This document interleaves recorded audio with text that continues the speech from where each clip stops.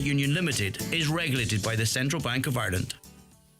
Do you currently have vacancies that need urgently filled? Have you tried various ways to find new staff but didn't succeed? Let Highland Radio help you source and fill your current vacancies in the most cost-effective way. Simply sign up to our new job spot and we will tell our listeners about your vacancies both on air and online. Every Monday, Wednesday and Friday during our primetime shows, we will broadcast the latest job opportunities across the Northwest and into counties Derry and Tyrone. All job listings will be available online at highlandradio.com. For more information, contact the advertising team on 07491 253 22 or email advertising@highlandradio.com. Highland Radio, we're here for you.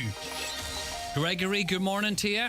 How are you getting on? Oh, I got a tickly throat. Oh, no. No, but Is it cold now, Doc, or are you all right? No, fine. Okay. No, I'll dial 9 and then 9, and if it gets any worse, then I'll just dial 9 and send. You're no real help don't. to me, do you know? But it's only a wee sniffle. Bit tense today. But it's hard to shake. You're lucky. You must have a good immune system. I always seem to be. I'm very lucky in that thing. I don't want to say it in case you jinx me, but things generally don't go to my chest. Do you know, like it clears through me quite quickly. Yeah, but I never heard you on the radio with a big bunged up nose. I have never taken a sick day yet. Have you not? No, not one sick day. What do you have for breakfast? Nothing. When do you eat? About 2 or 3. Ah, no, Gregory. I know, that's bad. That's for all the preaching you do about healthy food and stuff. Well, I'm very. Would you not be starving? I'm very quick to point out my weaknesses as well. So I'm not on a high moral ground here. Okay. If I had Weetabix now, by 10 o'clock, 10:30, I would be so starving I'd start getting a sore head. Yeah. It just works for me. It's not ideal, but. And what do you graze on then at 2 o'clock? You must get the big I'll have feed. a wee sandwich. What do you have? At my age, your metabolism slows down so much that We'll not go on to your age, boy. But if you can't exercise, it has to be a calorie deficit. It's the only way. All right. So you can't find So- time to do 40 minutes of exercise. Yes, I can. Yes, I don't want to argue. We'll not go on this. I was arguing already this morning with someone. was? With one of the boys in the house. All right. That happens. Yeah, it was about whether ketchup goes in the cupboard or the fridge, Oh, no. But we started putting it in the fridge. Well, we did this last year. Is that where you put the ketchup? No, well, we did have Where it do you always. put the mayonnaise? I don't have mayonnaise. Right, okay. What about onions? They're lying underneath the bag of potatoes. What about apples? They're on the bench. Mustard? Don't have mustard. Brown sauce? Don't do brown sauce. Barbecue sauce? Don't do barbecue. You are the worst person. No, but we have tomatoes. Where do you keep your tomatoes? Tomatoes in the fridge. Where do you keep your tomatoes? What about bananas? On the windowsill of all our clutter What and about stuff. bananas? Bananas are on the bench. And what about this? Eggs. Well, eggs. Now, That's a there's good one for you. question. Where do you buy your eggs? They're not in the fridge. We keep our eggs in the They come out of the mother-in-law's chickens, which I didn't realise. Bum. Where did you think come out of I their thought mouth? there would have been a separate place to come out. Stop that stupid talk. That's something I would be saying. No, I thought. Where did you think they came out I of? just thought there was a separate clean department. egg slot. Get away. Where does chocolate eggs come from? Chocolate ends. Oh, you're some cookie. Yeah. For a very Egg in the intelligent fridge. man, Egg in the fridge. you're only joking. Well, I didn't. No, I never really thought about it, but I didn't think the eggs came out the bum. I'm just being honest. I'd never okay. lie. Honesty's the best policy. All right, I learned Caroline's about- going to see you in a learned different about light 4 now. years ago that they have to be clean before. Yeah. Sorry to put I didn't you off know the eggs. they'll be washed, do they? But then you get You some. have to, you see, because I've seen them. All right. Right, okay. Enough of the eggs, right? Enough of Easter the it eggs. is, around the corner. Leap year and all of that. Can you eat Easter eggs? Of course I can. Well, I need to check there's no wheat in them, but I can now. All right. You going to buy me one? It's nearly Eastery. Are you going to buy me one? Yes. Good man. It's nearly Easter. Bye-bye. Love you. Pluck. All right, it's approaching 4 minutes past 9, huh? But it's content, Michaela. All right, let's crest over and get the latest news update. Good morning, Michaela Clark. Thanks, Greg. Good morning. The government has been criticised over the lack of mental health supports for defective block homeowners. Speaking during the mental health bill in the Dáil last night, Deputy Padraig McLaughlin said that the defective block crisis has taken a severe toll on the mental health of families. He says the reality for many is stark. The realisation that all of your hard work, all of your savings, everything's falling apart. So we had a huge mental health crisis. There are people who took their own lives. Some of it has been documented, some of it hasn't been. What supports have been put in place for children? There's been supports requested by Donegal Educational Training Board. There's been supports requested by campaign groups. Nothing substantial, nothing additional for those families. That's the reality on the ground, Ministers. A ruling will be made today on whether the UK's controversial Troubles Legacy Act is in breach of human rights laws. Grounds for the legal challenge before Belfast High Court include provisions in the Act to end police investigations into Troubles crimes and the potential for immunity from prosecution. It's claimed it adds to victims' trauma by denying them access to justice and contravenes the European Convention on Human Rights. Those responsible for a recent spate of vandalism on businesses in Buncrana are being urged to reflect on the hurt they're causing. Substantial damage has been caused to properties on the town's main street, with windows smashed. Councillor Jack Murray says efforts of the Tidy Towns group is being hampered as a result. We see the Tidy Towns volunteers, of course, are out a couple of times a week in the middle of the morning picking up litter, planting flowers, and the town looks absolutely amazing. So for one or two individuals to take it upon themselves to just start wreaking havoc and causing damage on the street, it's totally unacceptable. And they just need to reflect on what they're doing and think about who they're hurting, because it's your neighbours and your friends that suffer at the end of this. There's further calls for harsher fines for illegal dumpers. It's after another incident of fly tipping in West Donegal. Nappies, books and clothing were among the items found dumped at the side of a road in the Corveen area. Councillor John Hamish O'Farry says Donegal County Council cannot be expected to continue to pick up the cost of cleaning up after people who refuse to dispose of their waste responsibly. People that are caught illegal dumping should be named and shamed to find out who these people are. It's just not good enough. Hoping the council come along now and take this up. It's costing thousands and thousands of euros every year for Donegal County Council for a few individuals that are causing this. Weather now today will be mostly cloudy with outbreaks of rain and drizzle. Highest temperatures of 10 to 12 degrees. That's all from Highland Radio News for now. We'll be back with news again at 10 o'clock. Until then, good morning.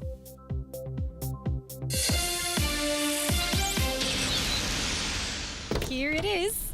Ah, Kate, it's lovely. Especially after your last jalopy. Full licence 2 years now, so it was time for an upgrade. Now, it's been properly checked. Yes, ma'am. And the paperwork's all sorted? Yes, ma'am.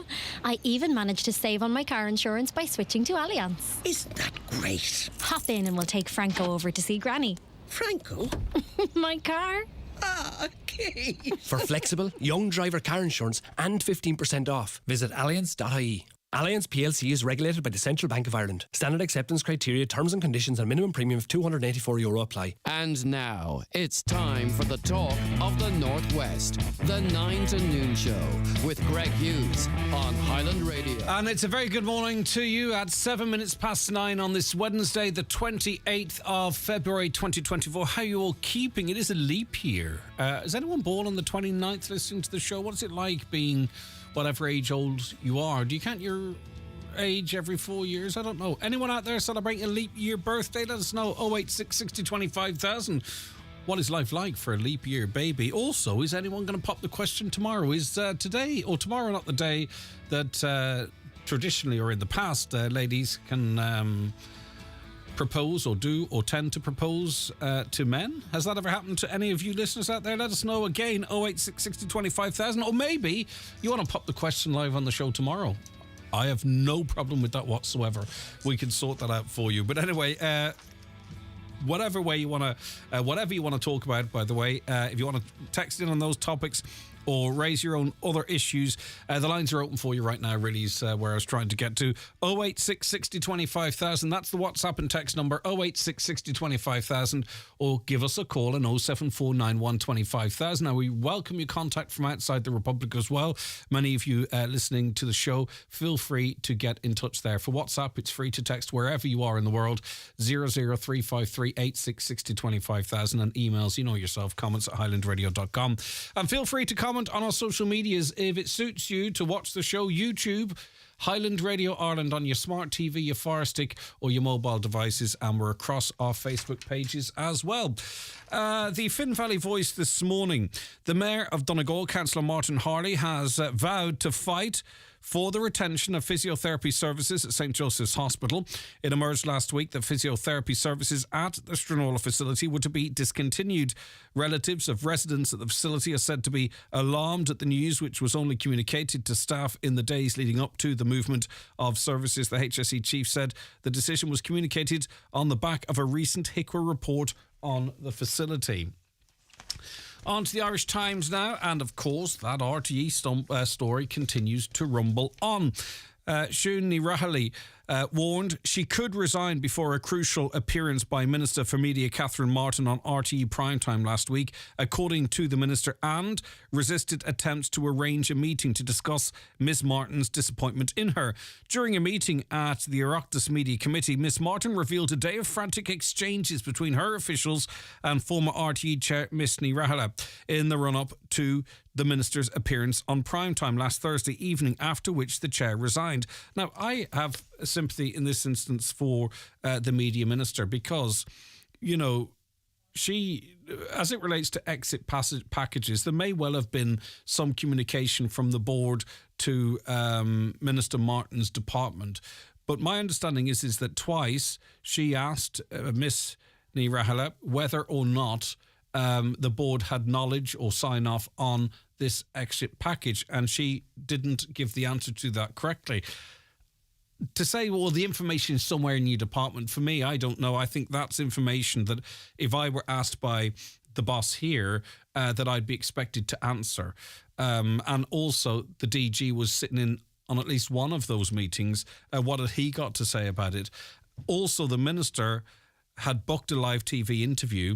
You know, we always are giving out that ministers refuse to answer questions, or they skirt around questions, or they try, you know, they filibuster effectively to waste up the time from time to time. But she didn't. She answered the questions pretty honestly. And she was asked if she had faith, and it's the big gotcha question, do you have faith in such and such a person?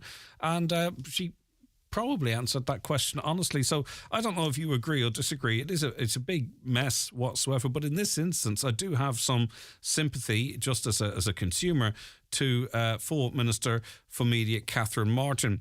Well, following an appearance that shed light on a dramatic breakdown in relations last week, the committee has now decided to extend an invitation to the former chair of RTE to appear before it, as the fallout over Ms Ní Raghallaigh's resignation continues to rock the government and the broadcaster. Ms Martin outlined yesterday evening repeated instances of Ms Ní Raghallaigh giving her inaccurate information about the board's involvement in sign-offs with an exit package for the former Chief Financial Officer, Richard Collins, as well as having apologised for failings to tell the Minister she had sought the resignation of former RTE Director General Dee Forbes, which is very, very significant in that Dee Forbes' departure left an awful lot of questions unanswered that remain unanswered, that perhaps if they'd have been answered right at the beginning of all of this, we might not still be here. OK, your views on that if you're interested. 086 60 25,000. Enoch Burke remains in prison. Sacked school teacher Enoch Burke has been paid around €72,000 by the Department of Education since being suspended in August 2022. The High Court has heard Burke is still on administrative leave and being paid, despite not working for the past year and a half, during which time he has spent 281 days in prison for contempt of court. He's still in receipt of his salary while appealing against the decision by the Board of Management of Wilson's Hospital School to dismiss him in January last year. The appeal hearing has been delayed as a result of Burke's unsuccessful legal challenge to the composition of the appeals panel, and it remains unclear when it will take place. The fact Burke remains on the payroll emerged during a hearing where the court reviewed his ongoing detention for contempt of court over repeated breaches of an order restraining him from the premises of the County Westmeath School. Now, the court is of the view that he's in prison because he was sacked from the school. He kept attending the school, and they sought a court order to stop him attending the school. They were successful in that, and he continued to breach that court order and therefore is in contempt of court. That is the school's position. That's the court's position. He seems to go back a step or two and says the reason he's in prison is because he was sacked because he wouldn't accept transgenderism. And that's what they need to sort out. I'm not sure who, if anyone is actually benefiting from his incarceration, either he or the state. It's costing a fortune. But they need to sort of resolve somewhere in between his contention, and I hope I'm not misrepresenting it, that he is fundamentally in prison because of his opposed to transgenderism. But the reality is that, as according to the courts and according to the school, he's actually in prison because he was sacked for whatever reason, probably what we've been mentioning, and he kept turning up at school. They didn't want him near the school. They got a court order barring him from the school. He kept turning up at the school, and therefore he's in contempt of court. A significant story, I think, in politics, I think, when books are written into the future, this may be recorded. Who is to say who's writing the books? It's in the Irish Daily Star. But Michelle O'Neill became the first nationalist First Minister to attend a football match at Windsor Park. The Sinn Féin Vice President yesterday stood for God Save the King at the South Belfast venue before Northern Ireland women's football team took on Montenegro. They drew the game. Ms O'Neill arrived at the stadium with DUP Deputy First Minister Emma Little Pengley, and they were greeted by IFA President Conrad Kirkwood and its Chief Executive Patrick Nielsen. Now, in the past, what has tended to happen is that, of course, these people do attend games, but they might turn up late, or they might leave early to avoid having to stand for a particular national anthem or other. But in fairness to Michelle O'Neill, as I say, it is it's another little step perhaps in the right direction. She turned up on time and stood for that national anthem. The Irish Daily Mail, obviously anyone out there with little ones, either your own children or grandchildren or nephews and nieces, you know the story. TV does play a role in their lives. Peppa Pig has been around for ages, but now American parents are accusing Peppa Pig of turning their children into brats. She's the little pig whose puddle-jumping antics with her brother George have delighted children for years. But now parents in the US have turned on Peppa Pig, accusing the popular British animated series of turning their children into brats. They've complained to the Wall Street Journal that Peppa is a bully who fat-shames her father and is a malign influence on impressionable minds. One parent warned others not to let their children watch it, saying their daughter had begun to lash out after seeing it. There is so much verbal aggression. Peppa is rude, bossy, a liar, tattletale and more, they wrote beneath a review of the show. Has Peppa Pig been on in your house? Do you agree? Does it turn kids into brats? 086 60 25,000. Now, the issue of buses comes up all the time on this programme and has for years, and there's been a few issues to it, having to, firstly, how close you have to be to a school to be able to qualify for a bus pass. They're looking to maybe reduce that. I'll tell you more about that in a moment. Having to go to your nearest school. We've heard the stories of, the routes being calculated over a mountain road that's impassable for half of the year for one reason or another. Really silly rules. All kids need to get to school. I don't think it's unreasonable for a bus service to be provided, but some of the rules, a lot of the rules around school buses make very little sense, from the tendering process to the allocation of seats. But fair bus school routes could be on the way. Unfair rules barring kids from state-funded buses because of how close they live to their school are set to be scrapped.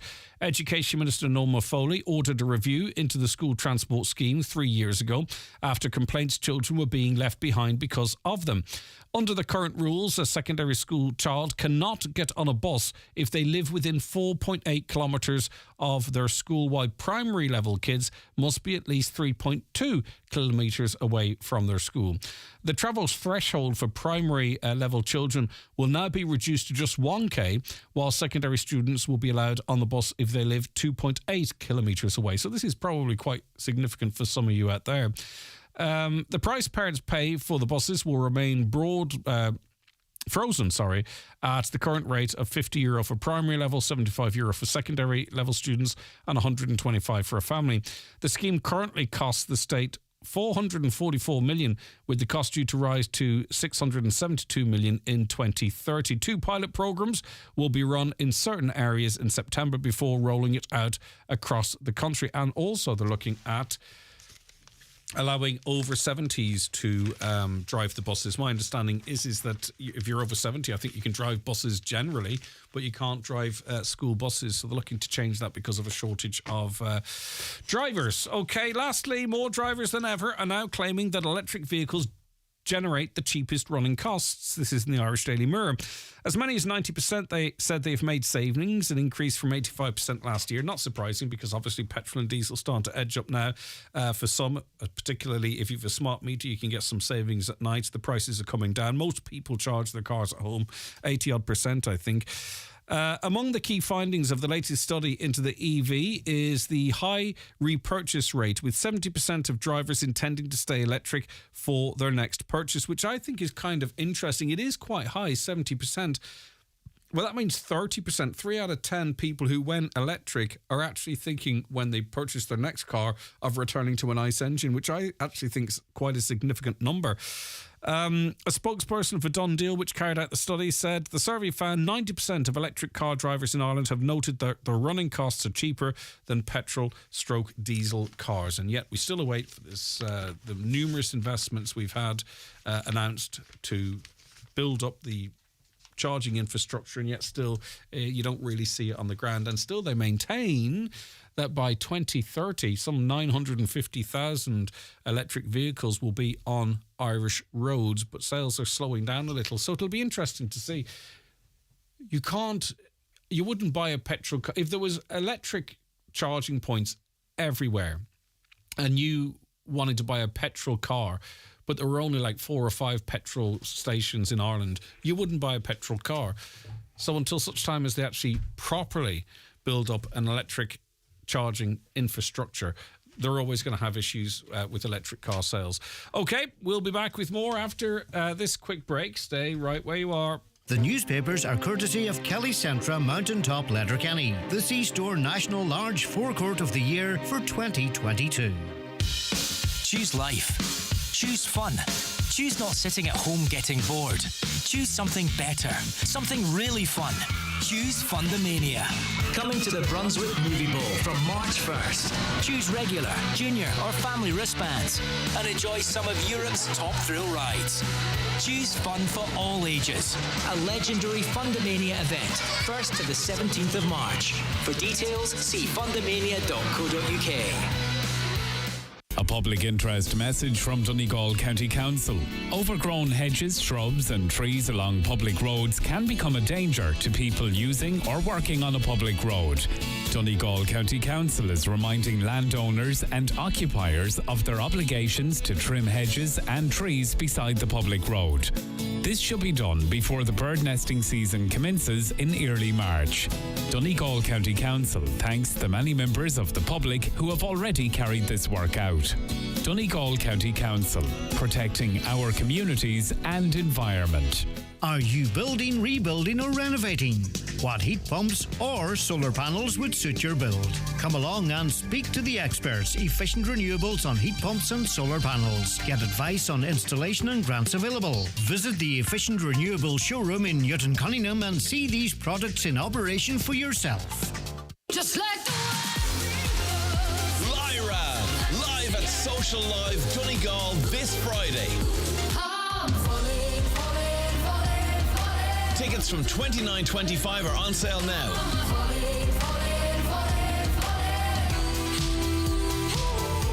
See lyra.ie for full tour details. Don't miss Lyra, live at Social Live Donegal this Friday. Tickets on sale now. Hold that door. Where are you going with all that gear? I'm applying for a community heritage grant. Maps, a scanner, night vision goggles? For the nocturnal animals. But you don't need all that stuff, do you? Not at all. All you need is a worthy project, but the grant covers so many heritage projects, you can never be too prepared. Well, good thing we're going up, so. Give your project a lift. Apply for a community heritage grant at heritagecouncil.ie/funding. Applications close March 25th. Supported by the Department of Housing, Local Government and Heritage. So we've seen reports that the council plans to fast-track building 24 social housings in the Flaxfields area of Convoy. The current estate consists of 65 houses built around 2 decades ago and was built as a private housing estate. And I suppose on the face of it, the delivery of social housing, good news. But Garvin joins us on the programme now to discuss this. Good morning, Garvin. How are you? Good morning, Greg. How are you? Thanks for joining us. I think really the point you want to make from the get-go is that you're not against the provisional building of social housing, but you do have questions as it relates to these proposals. Greg, no, definitely not against social housing. I was raised in a council estate myself, so it would be remiss of me to have any objections whatsoever. But I do have, I wouldn't call them objections, more observations and concerns in relation to what's happening with the build. And what are they?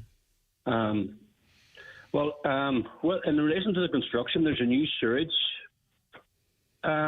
drainage plant in the houses, and the sewage with the area it's to be dug. It's very close to existing houses.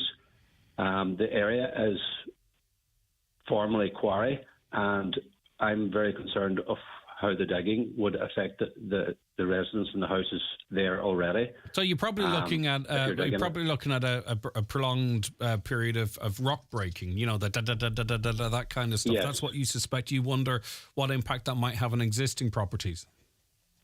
Yes, I'd be worried about structural damage. I mean, the council was approached about this, and I was actually informed that this is a civil matter. So basically what they're saying is if anything happens, I have to go against the developer. Mm-hmm. And I mean, the way things are going with all the things that are happening, I don't want myself or other neighbours to be just another statistic with the council. Mm-hmm. You're also concerned that this patch of land that these houses might be built on was earmarked for something else previously. Yeah, it was previously earmarked for a childcare facility and a park for the current residents. But also on speaking to councillors myself, I was informed a few years ago that the area was actually zoned by the council and that no further building was permitted. As per the council, the convoy didn't have the infrastructure for these houses. Now, Flaxfields is built on a very steep hill. There's a house estate across from Flaxfields and there's one down below Flaxfields. And at the bottom of the hill is very liable to flooding if there's any sort of rain at all. And there's concerns as well that these new houses being connected to the current sewage and drainage system will cause even more issues. And you have a number of other observations, and I mean, if you want to pick one or two out, you can. But at the end of the day, though, is it not the case that we are in a housing crisis, particularly here in Donegal, and that, you know, everything's not going to be perfect, Gavin, and that unfortunately, given the need for housing, everyone's not going to be happy with it, and that's just the way it's going to be. I understand that, and again, I have no objection to the houses, and once they're constructed, good luck to whoever gets them, and I hope they're happy in them. But it's the construction of them and the planning of them that needs to be got right from the start. In relation to the planning, where's me? I'm just finding my notes here. That's all right, Garvin. Take your time. It stated the new build is a continuation of the existing estate that's been built for 20 years. There's currently 65 houses in Flaxfields, 24 social housing to be built, so that's a total of 89. And 20% of that is 17.8, which would be 18 houses allowable. Mm-hmm. If you take the 65, there's 13 houses allowable. So whatever way you do the maths, it doesn't add up. And what's the problem with the social housing being a greater percentage than might be laid out? What issues does that create, or what's the problem there? Well, it creates extra stress on the resources and the drainage and the sewage. Mm-hmm. In Convoy that isn't sufficient already to satisfy what's there. And in relation to the planning also, I mean, on the council, all these documents are available on the council planning website. On the original application, it states that is this land, was it previously liable to flooding or quarry? The box is ticked no, but in fact, the land is quarry land. Mm-hmm.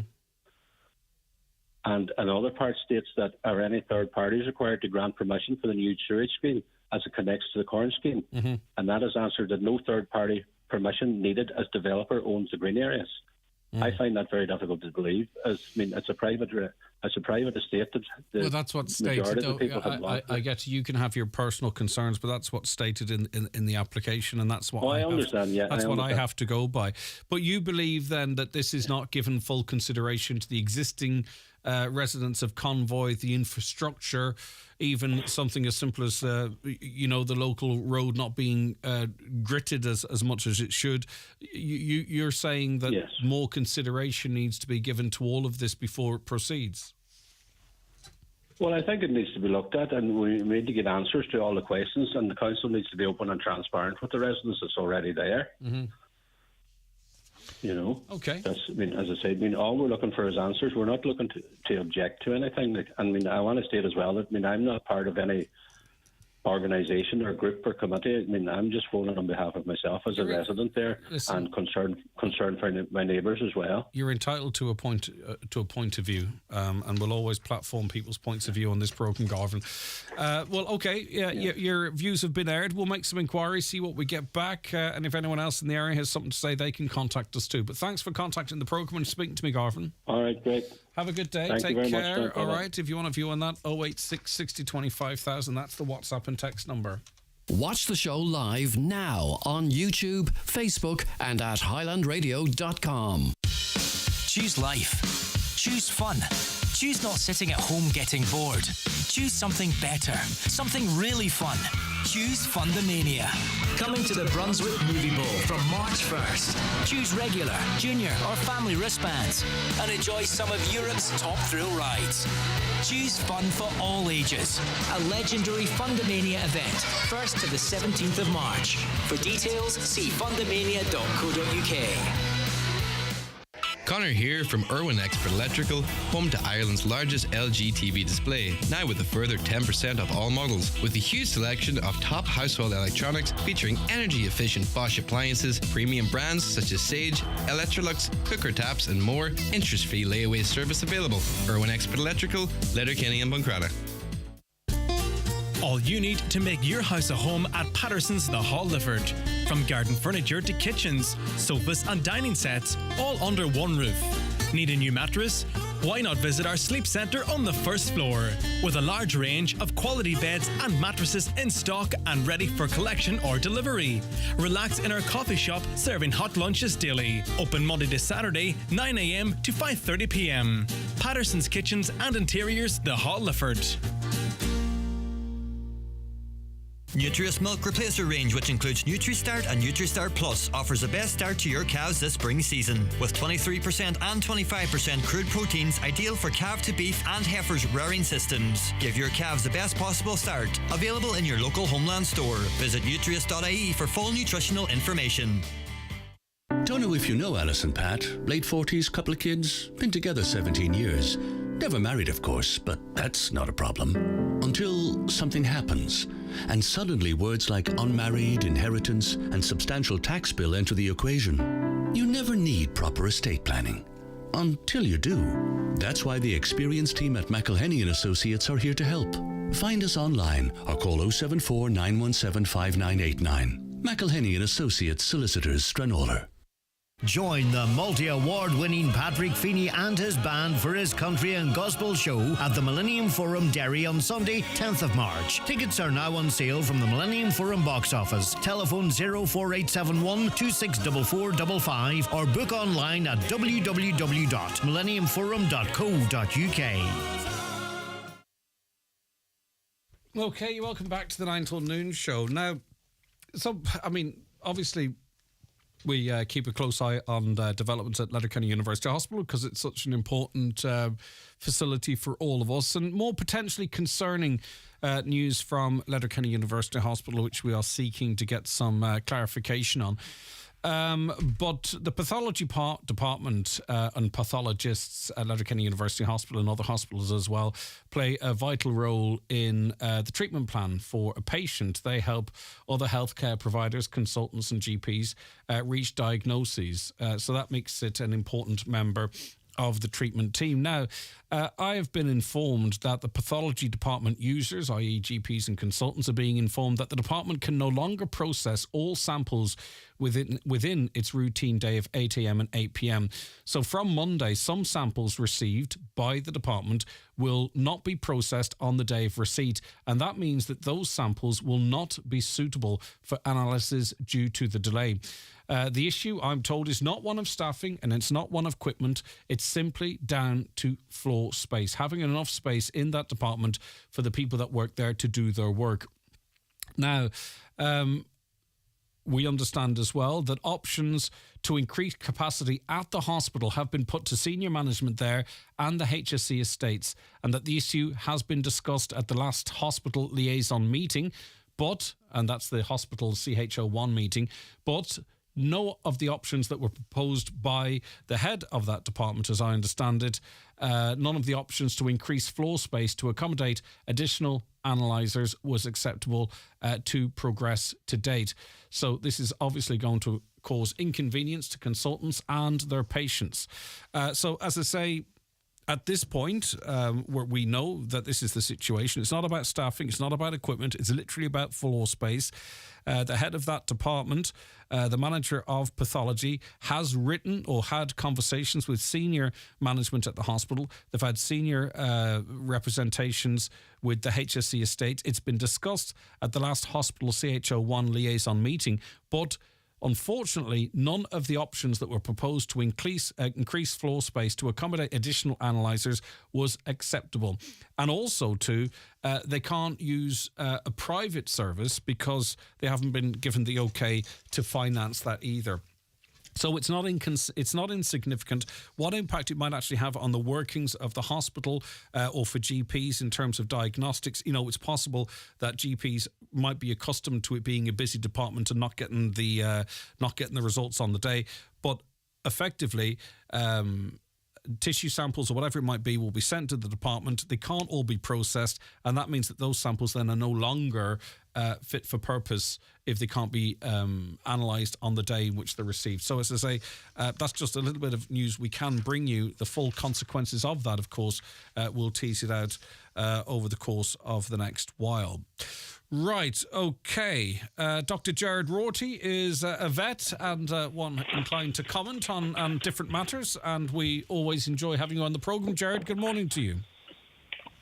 Good morning, Greg. How are you? I'm okay. Right, we're responding to the news that the European Parliament has approved the nature restoration law, this despite opposition from certain quarters. Firstly, do you welcome this news, Jared? I welcome a nature restoration law in principle. The original nature restoration law was fantastic because it dealt with major problems of biodiversity, lack of nature restoration, lack of carbon sequestration, poor water quality, massive pollution, all throughout the 27 member states. So the original proposal was a great proposal. But farmers mobilised as they do, and throughout the 26 other member states, there was an incredible cavalcade of tractors and all sorts of unrest on streets. And people have seen it on their news over the last couple of months and wondered, why are all these tractors on the streets in Paris and in Brussels, and all these farmers protesting throughout all these European countries? And they successfully watered down or removed all the major teeth of practically everything on the nature restoration law. Mick Wallace is on record as saying that it's been massively watered down. However, and this is the total irony for Donegal, the one piece that they didn't remove was the two areas that affect Donegal most. So it's totally ironic that we now have a nature restoration law that was totally watered down, and yet the whole focus is left on the type of ground we have in Donegal. So to give you a quick summary, the only two other countries in the whole of Europe that has more peatland than us are Finland and Estonia. And they're too cold. The area where they have the peatland is too cold to farm. So we in Ireland have 21%. So if you think about it, a fifth of our agricultural area is peatland. Donegal is much higher. It's probably about a half. So that's targeted. The other area that is targeted is what's known as designated sites. Can we talk about the peatland first, though? What would be the proposals to meet?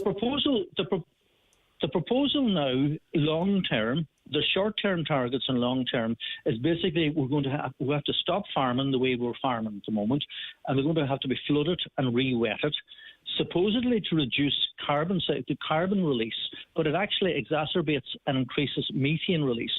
But the good news is, and people when they meet their MEPs canvassing on their doorsteps in June, is we've been totally insulted because we've been told we can graze water buffalo in Donegal on the peatlands. And, it would be comical. It's sad if it wasn't so comical. You actually read the text and you can see that the European Union are proposing that in places like Donegal, we've got to flood and totally re-wet ground that our forefathers spent hundreds of years dragging boulders out of, putting lime and draining to create agricultural land. We're going to have to flood it, and we're allowed to graze water buffalo on it. People in Donegal don't farm water buffalo. No. Water buffalo is not a viable species for us. Well, as a vet, how many water buffaloes have you been called out to check on their welfare? I have dealt with water buffaloes in Africa, but never in Ireland. No. So, Jared, I just want to be really clear that we all understand exactly what we're talking about here. So, can you give us an example of re-wetting peatland? Okay, so where might that happen? Where might that happen, and what might that look like, and what farming practices does it mean will no longer happen? If you could answer that sort of in three parts. Okay, so outside of the Lagan and outside of the Sun Valley, so outside of that narrow strip of East Donegal, all of Inishowen, Glen Swilly, Glen Finn, Glen Columkill, Fulcarra, Gorta Hort, Ardra, Glenties, the Slieve League Peninsula, South Donegal, all peatland. All that land has been targeted to be flooded. So in other words, the idea is that you put it on underwater and then you're going to be allowed to graze water buffalo on it. And my point is, you can make an argument that should have been one of the measures, but there was about 20 measures in the original nature restoration law. And the one that has been left in, compliments of all the farmers' protests throughout the 27 countries. The one that has been left in is the one that affects Donegal most in particular. But does that mean then for us to meet... Well, you can come to that in a second, Jared, but again, I want us all to understand it from your perspective clearly. Does that mean then, given the high level of this type of land in Donegal, that to raise the national average, so to speak, our compliance with it, that there's going to be an awful lot of pressure for, absolute compliance across our county? Well, it's not to meet the national. This is the critical one. It's not even to meet the national average. It's to meet the European average. So, in other words, to satisfy the objectives for the 27 countries for the nature restoration law, peatland and designated sites, the two areas that Donegal has a disproportionate amount of have been targeted. Everything else has been quietly dropped out. All the measures that affect intensive farming quietly dropped out. All the measures that affect pollution throughout Europe quietly dropped out. So, Jared, what kind of farming or farming activity that we currently see in Donegal can you see being phased out over the medium and long term then? You can take, we have 9,500 farmers in Donegal, 210 guys milk. They will be able to continue to milk. We have 50 big tillage guys, they will do that. 50 big beef guys, they can do that. Outside of the guys like myself who's way up in the mountains and not affected by the peatland, the rest of those areas I've just mentioned will be severely limited in what way they can farm. In other words, if you go west of the line between McCool Park and the O'Donnell Park, you're going to see measures. And these are mandatory. These are not just optional. You're going to be measures. It's going to stipulate that drains are going to have to be closed in, ground has to be flooding. This really is a death knell for farming in West Donegal. How does this then work in terms of properties that have been built on this land that are protected by the shucks and the ditches and the drains and what have you? You know, because we're talking also about... there will... Yeah, it will. No, my understanding of it for commercial properties or residential properties and so on, you're going to be allowed to continue to drain land so those places aren't flooding. The critical one, though, is agricultural land is going to be taken out of production. We have something, just to think in terms of it, we have 345,000 hectares of peatland in Ireland. So a hectare is a football pitch. If you look at the O'Donnell Park, we have 345,000 times the amount of that. Over 50% of Donegal is peatland or designated areas. We have 604 Natura sites. It's basically been a case that Europe has bowed to the pressure from the militant farmers throughout Europe, the continent of Europe. And we have been left as the low-hanging fruit. And unfortunately, our farm organisations and our politicians haven't represented us, because from what I can understand, Chris McManus from Sinn Féin and Luke Ming Flanagan have been the only people that have spoken out and objected to this. All right, stay where you are. Senator Pauline O'Reilly from the Green Party joins us as well. I mean, obviously, presumably on the face of it, Senator, you're happy that this passed yesterday. You believe it to be a turning point. Senator O'Reilly, are you there? No, unfortunately not. Caroline? Senator O'Reilly's not there. Okay, we'll get back to her. Right. So, what is the time frame on this, Jared? Just go back. I think. Can I make a point? And yes, I think of course, it's a useful one to make. Yeah, and I would welcome Senator O'Reilly's point on that, because I got a lovely message from the Green Party yesterday, because I've got myself organised. I get emails from telling me that I was part of a toxic coalition. So they address anybody who actually opposed this as being part of a toxic coalition. I mean, from the Green Party's point of view, they are totally right. Peatlands need protection. Designated sites need protection. But why railroad an act through that had took all the other 48 measures out? So there were 50 measures initially. They took all the other measures out. The two measures that were left in were the measures that disproportionately affect Donegal. What's the time frame on this? Like, when are we likely to see? You will see over the next 10 years. So it's been phased in. So initially there's going to be, they talk about a third, then a quarter, then a fifth. So long term, over the next 30 to 40 years, peatland in Donegal will not be farmed unless, and this is the total insult, unless we graze water buffaloes. And, you know, the amazing thing about it in terms of there was so much that the Green Party could have delivered on in terms of the monoculture. So biodiversity is a massive problem. So what do I mean by biodiversity? That's having as many possible plants grown as possible. So if you look at all the dairy farmers in the southeast, almost all of them have one particular grass only, a perennial ryegrass. We could have achieved equal objectives from this by encouraging these guys to have a monoculture, in other words, having different species of grass. Now, I admire them because they had an incredible lobby against that. They ensured that lobby that made sure that wasn't forced to deliver. But again, to my point is that we are left with this, which will totally devalue farmland in West Donegal. So, you know, what people don't realise is that your peatland in Donegal now will become valueless because you're not going to be able to farm it. Yeah, but is the next fight going to be now that, it is what it is, democratically this was passed. Within this agreement, there are emergency brake facilities, which give the option for targets for the agriculture ecosystem to be temporarily suspended over exceptional circumstances. So is our next conversation going to be this year, next year, or whatever, about trying to get exemptions for Donegal or particular areas? We'll be arguing our next conversation, Greg, is going to be the fact that there's 3.1 billion, and again, this is a Greens project. There's 3.1 billion allocated in the Biodiversity Act to start buying up Donegal to enlarge Glenveigh National Park. And that is already happening. Farms are being bought out around Doherty. So again, what we have to look these people in the eyes and question them is, do they want people, do they want family farms in the Highlands of Donegal, or do they just want one great big national park? Okay, well, what about the argument from the Greens that, 80% of species are in decline and we need to be doing something? Listen, I welcome that, and there is nobody that is in more favour of that. In fact, I have challenged Teagasc. We challenged Teagasc at the last farmers' meeting I was at to allocate a minimum of 1% of their budget for research on cattle in the uplands, because we know from research done in Cumbria and Aberystwyth in Scotland that improves biodiversity. As a farmer, biodiversity is something that I am very, very, very, very keen to achieve. I graze cattle on mountains to achieve biodiversity. You're totally right. we are lacking biodiversity. But going back to the point I made earlier, when we have tillage farmers with just a monoculture, that's just one single species, when we have a lot of dairy farmers with just one single species, those need to be challenged and those need to be encouraged as well to diversify.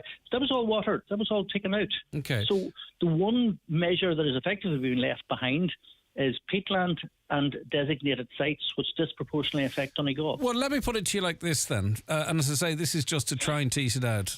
You know, at the end of the day, most of the farmers I speak to, small, medium-sized farmers, they're just in it because of heritage or because of, you know, family commitments or because they love it. There's no money in it. Farming has to be subsidised for people to make money from it. Some might say in some areas it is sort of like a sunset industry. Does this not maybe give us an opportunity for a just transition away from, you know, loss-making farming and to create something new and at the same time, you know, do something for the environment? As I say, I'm saying that through gritted teeth. I'm just saying, you know, like, how long can we flog a dead horse, which for many is farming? Maybe we can use this money and European money to have a just transition if the inevitable is inevitable in any case. Well, the first point I'll make to you, there's no sign and there's no promise at all for European money to compensate us being forced out of farming. That's the first point. The second point is we've got to wake up and realise in 2050 we will have 10 billion people on the planet. In 2050, because of climate change, we're going to have a very, very narrow temperate zone that can actually graze animals. We're going to have a massive shortage of protein, and that protein is going to be provided on the hills of Scotland, Wales and Ireland, where we can continue to graze animals because we can continue to grow vegetation. So I hear totally what you're saying at the moment. If farming has been very difficult, but in fairness to the Minister, we have had the best organic scheme and introduced last year, probably that I've experienced in farming over the last 40 years. So the balance has totally shifted. Farming now in the hills of Donegal with the organic scheme is actually viable, Greg. So it's ironic that from 2023 on, we've actually been viable to be farming in Donegal. And when I say farming, I mean farming organically. And yet, on the one hand, Europe has introduced a fantastic scheme. The Minister's produced a fantastic scheme. And then on the other hand, they say, well, that's grand. There's the scheme. But by the way, we're taking that land out. I mean, I'm conflating here, but lots doesn't make sense to me. You know, we're getting rid of farming. It seems we're trying to. We're talking about pumping water from the Shannon to Dublin to cool down data centres. And at the same time, we're talking about the environment and signing deals to cut down rainforests and import, beef from Brazil. None of it makes sense to me. And I'll go, something has to be, if something's articulated to me to where it makes sense, that's fine. My point of view is very easily shifted. Do you know what I mean? I'm not stuck in any way, shape or form. But if I look at all of those things I mentioned, it doesn't make any sense to me. The point I would make is that there's nobody as passionate about the environment as me. We totally needed a Nature Restoration Act. We need to deal with biodiversity, but we needed to deal with the other 46 measures.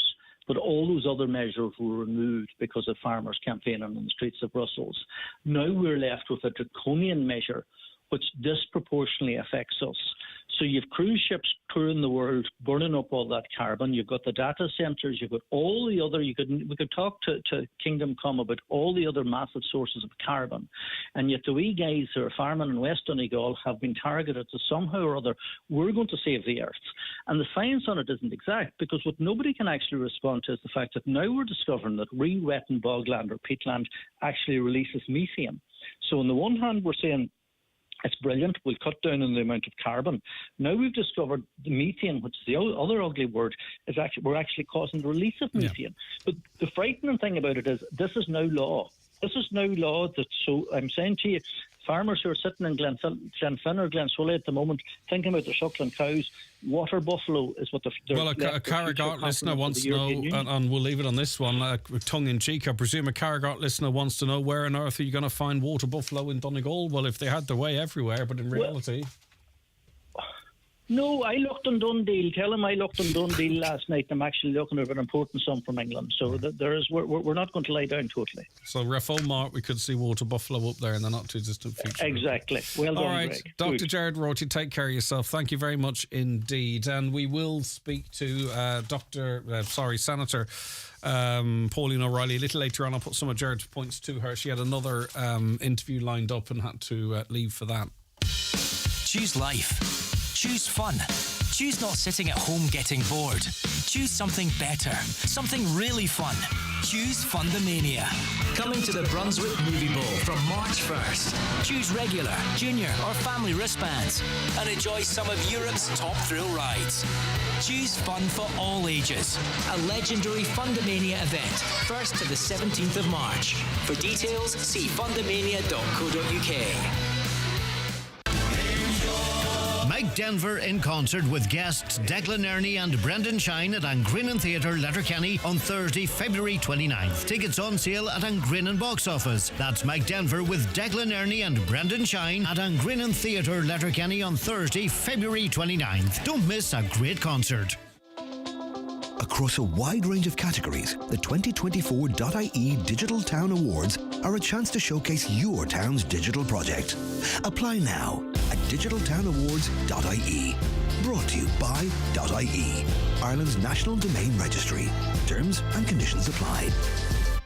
At Michael Murphy Sports and Leisure, we know a good pair of trainers makes all the difference. Whether you're running marathons or training for your first 5K, we stock all the leading brands, including Asics, Brooks, and New Balance, with different styles and features to suit individual running needs. Call in store or shop online at michaelmurphysports.ie. Sean, on a work call, realises that his battery is on 1% and makes a dash up the stairs. Sarah, frantically looking for her keys, approaches the top of the stairs in a hurry. As Sean rushes around the blind turn at the top of the stairs, they realise it's too late. This crash resulted in 1 broken phone, 2 broken banisters and 2 very sore heads. If Sean and Sarah were drivers, the result could be infinitely worse. Support National Slow Down Day tomorrow, 7 a.m. to 7 a.m. Brought to you by An Garda Síochána and the Road Safety Authority. Just like the Lyra, live at Social Live Donegal this Friday. Tickets from $29.25 are on sale now.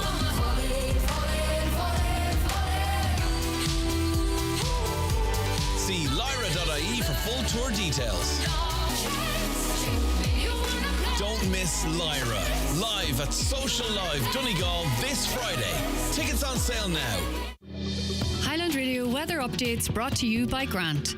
Building a new home? Choose Grant's A++ rated Airona air-to-water heat pump and Uflex underfloor heating. Visit grant.ie. Okay, let's have a quick look at that weather forecast then. And it will turn, obviously outbreaks of rain and persistent for a time this morning, but turning lighter and patchier from mid-morning onwards. The evening, more persistent rain will develop in the west and spread eastwards. Highest temperatures of 10 to 12 degrees with moderate to fresh south to southwest winds. Now, quick mention of our competition. It's free to text in, as you might know. Fundamania Fairground is coming to the Brunswick Movie Bowl in Derry, Londonderry from the 1st to the 17th of March, and we're giving you the chance to win incredible family passes for a day of unlimited fun and excitement. And we're giving away 2 passes every day this week. To be in with a chance to win this fantastic prize today, simply answer this question. Well, what town are we talking about? I'm going to give you 3 clues, and they are golf links, Pollen Beach, Inishowen's Gem. What town could I be talking about? Golf links, Pollen Beach, Inishowen's Gem. Now, if you can go to the Fundamania Fairground in Derry, then text your answer, your name and where you're from to 086 60 25,000 WhatsApps or texts to that number. And you're being advised not to miss out on the ultimate fairground experience of a lifetime. So what town in Donegal are we talking about? Golf links, Pollen Beach, Inishowen Gem.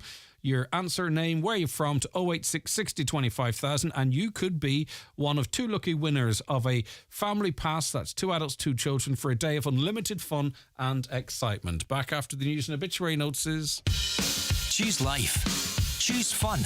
Choose not sitting at home getting bored. Choose something better. Something really fun. Choose Fundamania. Coming to the Brunswick Movie Bowl from March 1st. Choose regular, junior or family wristbands and enjoy some of Europe's top thrill rides. Choose fun for all ages. A legendary Fundamania event, 1st to the 17th of March. For details, see fundamania.co.uk. Do you suffer from high cholesterol, menopause symptoms, digestive issues, anxiety, aches and pains, or a lack of energy? The highly trained team at The Natural Way Letterkenny can provide advice on natural remedies for a number of individual health issues. The Natural Way also has its own brand of herbal treatments to help fight fatigue, relieve digestive discomfort, maintain a healthy immune system, and alleviate common menopause symptoms. The Natural Way at Letterkenny Shopping Centre, your one-stop health shop. Wake up, wake up. It's Mattress Madness at Easy Living Furniture with up to 50% off all mattresses, pillows and mattress protectors. With 0% interest-free finance available, now is the perfect time to gift yourself a better night's sleep with the mattress of your dreams. Speak to one of our sleep specialists today. Massive mattress sale now on with all mattresses reduced in Easy Living Furniture. Crescentlink Retail Park or online at easylivingfurniture.co.uk. If you aren't quite ready to drive a full EV, you'll be going in the right direction with the Mazda CX-5. This SUV comes with fuel-saving Mazda M hybrid technology and a 6-year warranty you'll find across the entire Mazda range. Test drive the 241 Mazda range at McGinley Motors Mazda Letterkenny. Mazda, crafted in Japan. Crawford Tiles in Castlefin extends their famous bathroom refits to the entire hospitality sector, transforming 10 bathrooms in just 10 days. Their service include full gutting, replumbing and retiling. Unbelievable prices with hotel recommendations available on request. To inquire, call Crawford Tiles on 07491 43942. Teagasc are holding a tillage meeting on Thursday, February 29th at 8 p.m. in Angrinnan Hotel, Burt. Topics include future of Irish tillage industry, winter crop management, and crop options for 2024, and aphid management in cereal and potato crops. Speakers include Andy Doyle, Tillage Industry Ireland, Shay Phelan, Teagasc Crop Specialist, and Louise McNamara, Teagasc Oak Park Researcher. All welcome.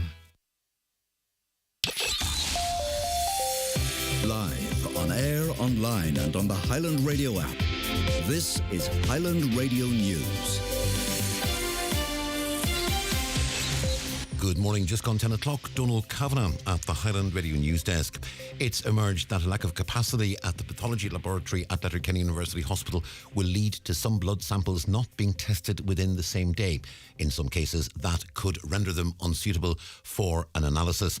In a document which has been seen by Highland Radio, GPs and other users of the pathology department have been advised that options for the increasing of capacity at LUH have been presented, but so far none of them have been progressed. It's stated in the document that this is not a staffing issue, nor is it an analyser cost concern, as the equipment is provided at no additional charge under the current management service contract. The document says this is purely an issue of additional floor space, which is required to facilitate additional analysers to cope with the daily demand. More on that on Highland Radio as the day progresses. Those responsible for a recent spate of vandalism on businesses in Buncrana are being urged to reflect on the hurt they're causing. Substantial damage has been caused to properties on the town's main street, with the windows of one business smashed recently. Councillor Jack Murray says the efforts of the Tidy Towns group are being hampered as a result. We see the Tidy Towns volunteers, of course, are out a couple of times a week in the middle of the morning picking up litter, planting flowers, and the town looks absolutely amazing. So for one or two individuals to take it upon themselves to just start wreaking havoc and causing damage on the street, it's totally unacceptable, and they just need to reflect on what they're doing and think about who they're hurting, because it's your local, your neighbours and your friends that suffer at the end of this. Meanwhile, an Inishowen councillor says tourism bodies need to restore the faith of businesses on the peninsula. Councillor Mark McDermott says there's a huge opportunity to expand and promote Inishowen's tourism offering.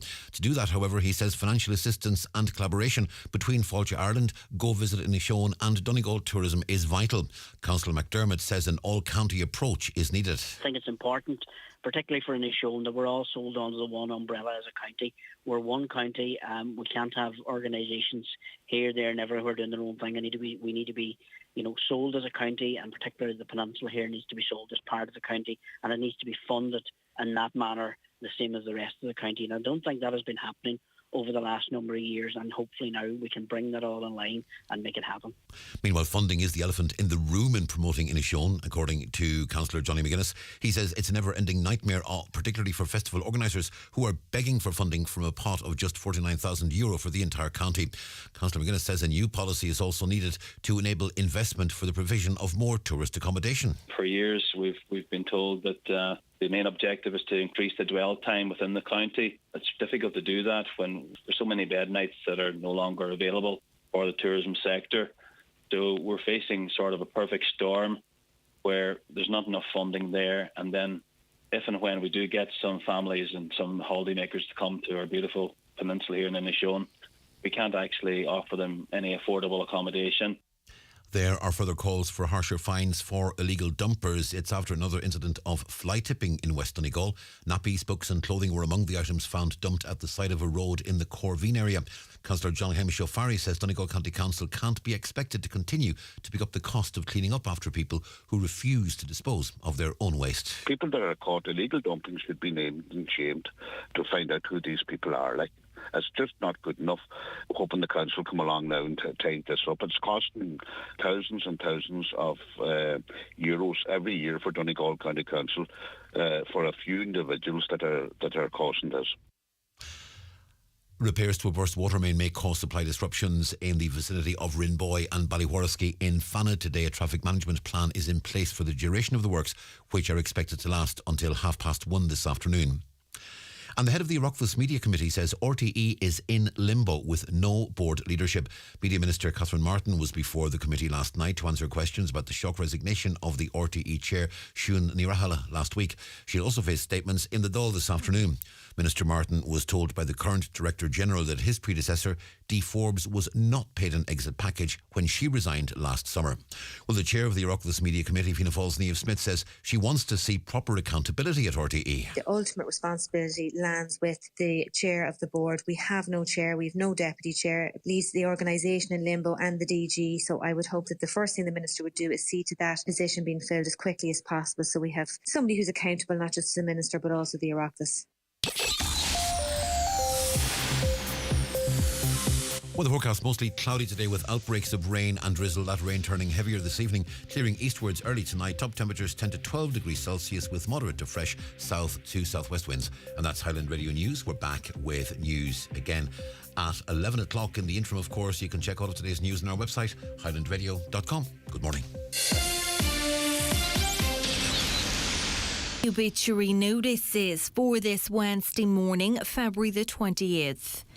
The death has taken place of Robert Bob Brendan Dorr, Ardeskin, Donegal Town, and formerly of Derek Knocknagoshel, Kerry, reposing in Tyrconnell Funeral Home, Donegal Town, tomorrow from 3 o'clock to 7 o'clock, followed by removal to St Patrick's Church, Donegal Town, arriving at 7:30 to repose overnight. Funeral Mass on Friday morning at 11:30, with burial afterwards in Clar St Agatha's Churchyard Cemetery. House private, please. Family flowers only. Donations in lieu should you wish to the Donegal Hospice. Funeral Mass can be viewed live on tonawillyparish.ie. The death has taken place of Emily Turish, the bungalow, Listillion, Letterkenny. Emily's remains will repose at her home today and tomorrow from 12 noon until after the rosary each night at 9 o'clock. Funeral from there on Friday morning at 10:15, going to the Church of the Irish Martyrs, Letterkenny, for 11 o'clock Requiem Mass, which can be viewed on the parish YouTube channel. Interment afterwards in St Columba's Church Cemetery, Dromahol. Family time on the morning of the funeral, please. Family flowers only, please. Donations in lieu of flowers if desired to Relay for Life, care of any family member.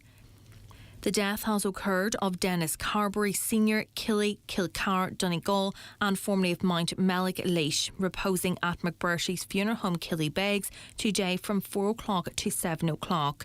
Removal tomorrow morning at 12:30 to St Mary of the Visitation Church Killybegs for 1 o'clock funeral mass with burial afterwards in the local cemetery. Mass will be streamed live on mcmmedia.live. High strictly private at his own request, please. Family flowers only, donations in lieu if desired to the Donegal Hospice Letterkenny, care of McBurshy's funeral directors or any family member.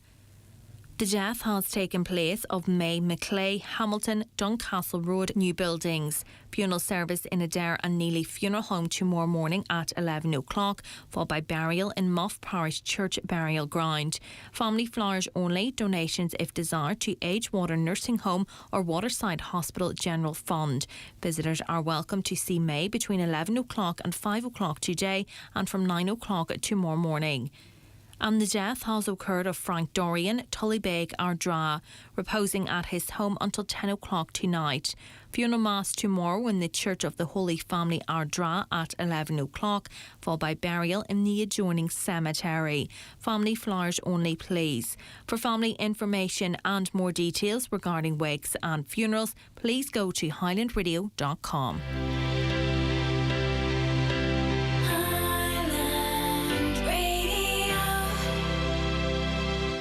Before you settle on a new hybrid, take the Nissan Qashqai e-Power Challenge. The Nissan Qashqai e-Power is a hybrid, so you don't have to plug in. But unlike other hybrids, it always drives in electric mode. You get the superior, smooth and quiet driving experience of an electric car all of the time. Take the Nissan Qashqai e-Power Challenge at your local Nissan dealer today. You'll never look back. Nissan, innovation that excites. And now, IMRO's 2023 Best Local or Regional News Programme, The Voice of the Northwest, the 9 till noon show, with Greg Hughes. 2 years ago, says a listener, when sanctions were brought in against Russia and grain was getting scarce, we were told don't be relying on imports. Not long before that, we were told grow lettuces on windowsills. All the while the population is growing now, they offer re-wetting a fifth of the country. They don't know what story to run. The message can be confusing, can't it? Good morning, Greg. Listening to your show and couldn't agree more with the man on talking about the new houses in Convoy. His points are very valid, and as a person living in Convoy myself, I couldn't agree more. We all want new social housing, but these things have to be done properly and everyone should be happy with the way it's done. Convoy does seem to be overly developed in regards housing in the last 10 years, and maybe it's time to do more to the infrastructure in the village before building new houses so that both existing residents and future residents of Convoy have adequate services available. Thank you for your text. Hi Greg, just wondering if any coach or lorry drivers have noticed the state of the road to Lifford from above Dromahal, where the lorry fell in. They stuck cones up 3 months ago and the potholes are mostly on the edge of the white line, so you just can't miss them. Thanks. Anyone out there want to comment on that? Along with that listener, please feel free to do so. The population of Convoy has increased in the last 10 to 15 years. We have a lot of housing estates, but the infrastructure has not changed, says another listener. There was a gorse fire during the summer and they were unable to access water hydrants as the water pressure was too low. A lot of houses have water and sewage issues. The infrastructure of Convoy needs to be updated for the increase in population. So a lot of comments along that way of thinking. All the news loves chatting about Enoch Burke. Why would he be allowed to have his own belief? After all, we have genders. You see, they forgot to teach us that. We're so stupid that we believe there are only two genders, and if you check properly, Enoch's problem is not regarding transgender. I made quite clear what the issue is. Morning, Greg. It's crazy Enoch Burke is in prison for his beliefs on transgender. What a waste of taxpayers' money. Thank you. But he's not, you see. Enoch Burke could go into court and he could say, I will no longer attend the school I was sacked from, and he walks out a free man. He doesn't have to go in and say, I embrace transgenderism or I believe there are more than two genders. He doesn't have to do any of that. All he has to do is go into court and commit to not attending the school. That is it. And then he can use his platform, his profile, his money, whatever he wants to do to talk as much as he wants to about the issues that are important to him. But he's not in prison because of his beliefs on transgenderism. That being said, his family believe that that's what led to his imprisonment, but fundamentally, you know, he needs to sort out his sacking from the school. So go to that appeal, make the argument there, say, look, you're sacking me because of my views. That's not why, or you know, that's not what he feels. That so he has got the issue with the school in terms of his sacking, which is fundamentally based on his views on transgenderism. But the reason he's in prison is because he was asked to stay away from the school, even though he was sacked, and he continued to turn up every day. All he has to do is go into court and say, I will no longer attend the school. He doesn't have to backtrack on his views, his religion, his Christianity, or whatever it is. Peppa Pig story brings to mind. What about Horrid Henry? Is Horrid Henry in Peppa Pig? I do know Horrid Henry, but I'm not sure if they're in Peppa Pig or not. Rightio. Let us take a quick break. We'll be back with more in the 9 till noon show after we get the bingo numbers. Good luck if you are playing today. It's time for Vision Ireland Bingo on Highland Radio. It's Tuesday the 27th of February. You're playing on the brown sheet. The reference number is S2. It's game number 9. The numbers are 49, 83, 40, 39, 3, 58, 44, 12, 27, and finally 54. Phone your claim to 9104833 before 8 tonight, leaving your name, contact number and the name of the shop where you purchased your book, and we'll call you back the next working day. Get all your Vision Ireland bingo information at highlandradio.com. If you're into makeup, then you'll want to know that Lancôme's elite makeup artist Lorraine Byrne will hold a makeup and skincare masterclass at McGee's Chemist Thursday 7th of March at 7pm. With refreshments, giveaways and prizes on the night, it promises to be a really enjoyable experience. Tickets just €25, redeemable against any Lancôme purchase on the night. Places limited, booking essential. Call McGee's Chemist on 07491 21409 or call in store to guarantee your VIP place. House to Home Bridgend, Donegal. Our modest front door opens onto 2 floors of Irish-made furniture, suites, beds, mattresses, dining and occasional furniture. Step into our showroom and see how we can transform your house into a home. House to Home furniture, flooring, slide ropes and interiors, Bridgend, Donegal. Choose life. Choose fun. Choose not sitting at home getting bored. Choose something better. Something really fun. Choose Fundamania. Coming to the Brunswick Movie Bowl from March 1st. Choose regular, junior or family wristbands and enjoy some of Europe's top thrill rides. Choose fun for all ages. A legendary Fundamania event, 1st to the 17th of March. For details, see fundamania.co.uk. Okay, so we were talking a little earlier on, tomorrow being February 29th, and it's unique in a couple of ways. I suppose the first being that if you happen to be born on the 29th, then you're, 66. Why did I pick a number not easily divisible by 4? Anyway, you'd be a quarter of the age that you're that someone born the day before might be. We're going to talk about that a little bit later on as well. But also traditionally, and I was questioning this, and it is the case, that the 29th of February might be an opportunity for women out there to propose in line with traditions. But women don't need dates to be assertive, apparently. Well, of course they don't. Dr. Caroline West is Bumble's sex and relationship expert, and she joins us now. Good morning, Caroline. Morning, Greg. How are you? I'm good. So I suppose to coincide with this, and hey, if it gets the Bumble name out there, all well and good as well. You've been doing a bit of a survey. What were you asking women? Yeah, we're asking women how comfortable they felt making the first move, because that's what Bumble is all about. Women can send the first message on the app. And the good news is that a lot of women feel that sense of empowerment in their daily lives. So 1 in 3 are saying they're rejecting those timelines around you have to be married by a certain age, you have to have kids, you have to do this, you should. All those kind of pressures. So it's really great to see people dating in ways that make sense for them rather than what Auntie Margaret from 50 years thinks. So it's really great to see that authenticity and empowerment. And 2/3 of women surveyed are comfortable being the first to say I love you to their partner in a relationship. Yeah, I think that's great. For years, women, we've been judged if we were too forward. That meant we were too easy or too desperate or, worried about being left on the shelf. All these kind of social pressures that we put on women. And now it's great that we're like, going to throw that in the bin, going to live my life the way I want to, which is fantastic. And also to the majority of women are, it's very clear they want to establish their role in a relationship early on. You know what I mean? They're not prepared to suck it and see what it says, see how things pan out. They want to sort of have their status in their relationship clear from the get-go.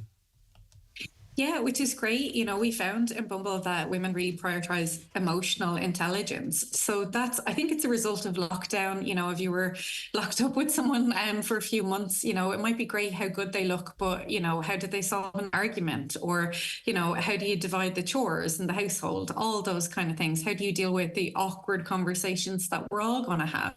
So I think that's really important to suss out, early on in a relationship, like what the stance is around equality. Do you have the same values? Are you on the same timelines? Are you, what does marriage mean if that's what you want to have in your relationship? So all those really important questions are now being asked. And it's just such a fantastic change to sitting around waiting for a man to, decide the timeline or decide what the relationship will look like, which historically in Ireland, that's what women had to do. Yeah, looking at I can't remember the exact figure, but looking at the most recent CSO stats, an awful lot of people are single. And the default position might be that they just, they can't find the right person or no one wants them, whatever it might be. I'm not saying that's what I feel. But maybe it's because people are becoming more discerning. They're content enough in single life and they are prepared to wait for the right person who, they match their needs and they match their own needs. Absolutely. Like if you look back 100 years in Irish society, like you kind of had to get married, and especially if you wanted a child, you had to get married, because if you had a child out of wedlock, it was one of the worst things you could do, and you could end up in a laundry or mother and baby home, all these like social stigmas that were just really quite suffocating for women. But now it's, we don't have to get married, we don't even have to have children, and we have more control over what our families look like. So we've got all these new types of families, like blended families, stepkids, no kids, being happily child free. So we have so much more freedom now to have the kind of relationships that work for us. It doesn't have to be you do this, you do this, you do this. Some listening, Caroline, and it's everyone's entitled to their opinion, though, will feel that's not progression, that's us going back. We need actually to be making more children because we need to knock out more babies to look after us when we get older. Do you know what I mean? So in terms of, people making decisions not to have bigger families or have any family at all, there are consequences to that. We're not going to dig into that right now, but, there's someone say, well, maybe that's not really as progressive as we might think. And then we could find ourselves like the conversation that's happening in China at the moment that, you do actually need to be having children. Yeah, well, part of that comes down to the expectations of your children. You don't have children to have an inbuilt carer. You have a child for them to live their lives. And sure, what if they all emigrate to Australia? You don't have anyone to look after you then in your old age. So, your children don't owe you anything. Yes, and but I take your point, and I'm not being argumentative, but it's actually in terms of paying tax, to pay pensions and to work and to have a... But I get you, and everyone has different views, and that's fine. I don't know what the right view on that is, so I can't argue one way or other. Now, you proposed to your partner, your husband, am I correct? And was it on a leap year or different time of the year, or what was that like? No. Not at all. No, it was at Christmas, actually. And yeah, I decided that this was it. I met someone that I really liked, and we'd had conversations about potentially getting married. So it wasn't something out of the blue, which... You got the feelers were out and you were pretty confident of a yes. Yes, absolutely. Yeah, which is always a good thing to know when you're going to propose to someone. So maybe, proposing in public when you're not sure what the answer will be might not be the wisest solution. So yeah, I proposed to him, and then a few weeks later he proposed to me because it's a mutual decision. So I think we should both be asked to do it. And I think it was great, but we did get some kind of questionable looks from people who had to kind of rearranged their faces really quickly with the shock when they heard that I had proposed. So it really kind of shows people still have, ideas about what women should be and what a proposal should be. And, it was great to tear that up a little bit. Yeah, and this caller says, guys, before I start, I love men. I'm not anti-men, but no to women asking a man to marry her. Men have an easy time in life compared to the crap women go through. So let the man pop the question. Let him panic in case the answer is no, lol. And I get that, but this is really about that person feeling comfortable to sit and wait if that's what they want to do, but that other people, her sisters, can feel empowered to say, you know what, I'm going to take the bull by the horns. So I think both views and both ways can live in the same space. I don't think one is contradictive to the other. So there's a lot of dating apps out there. What is the unique thing about Bumble? It puts the woman on the front foot. Is that one of the big things of it, or is that just something you see? What's the story there? Yeah, so women can send the first message on Bumble, so men can't. So it takes a step to empowering women to decide this is who I'm interested in, rather than waiting around for a man to do it. And there's lots of great software that stops unsolicited nude pictures, things like that coming in. There's zero tolerance for any kind of body shaming or any kind of homophobic or sexist language. So I think that's great, because on a lot of dating apps, you do see that, and you see that lack of respect. And I don't think that's a healthy way to find your partner if you're sending unsolicited photos, things like that. Listen, I mean, obviously, women can be as interested in a hookup as men can be in a hookup, but does this, on other apps, you might get a fella that will cast the net wide, really, and with no intention of ever establishing a meaningful relationship. I can phrase it like that. With your approach, does it mean that,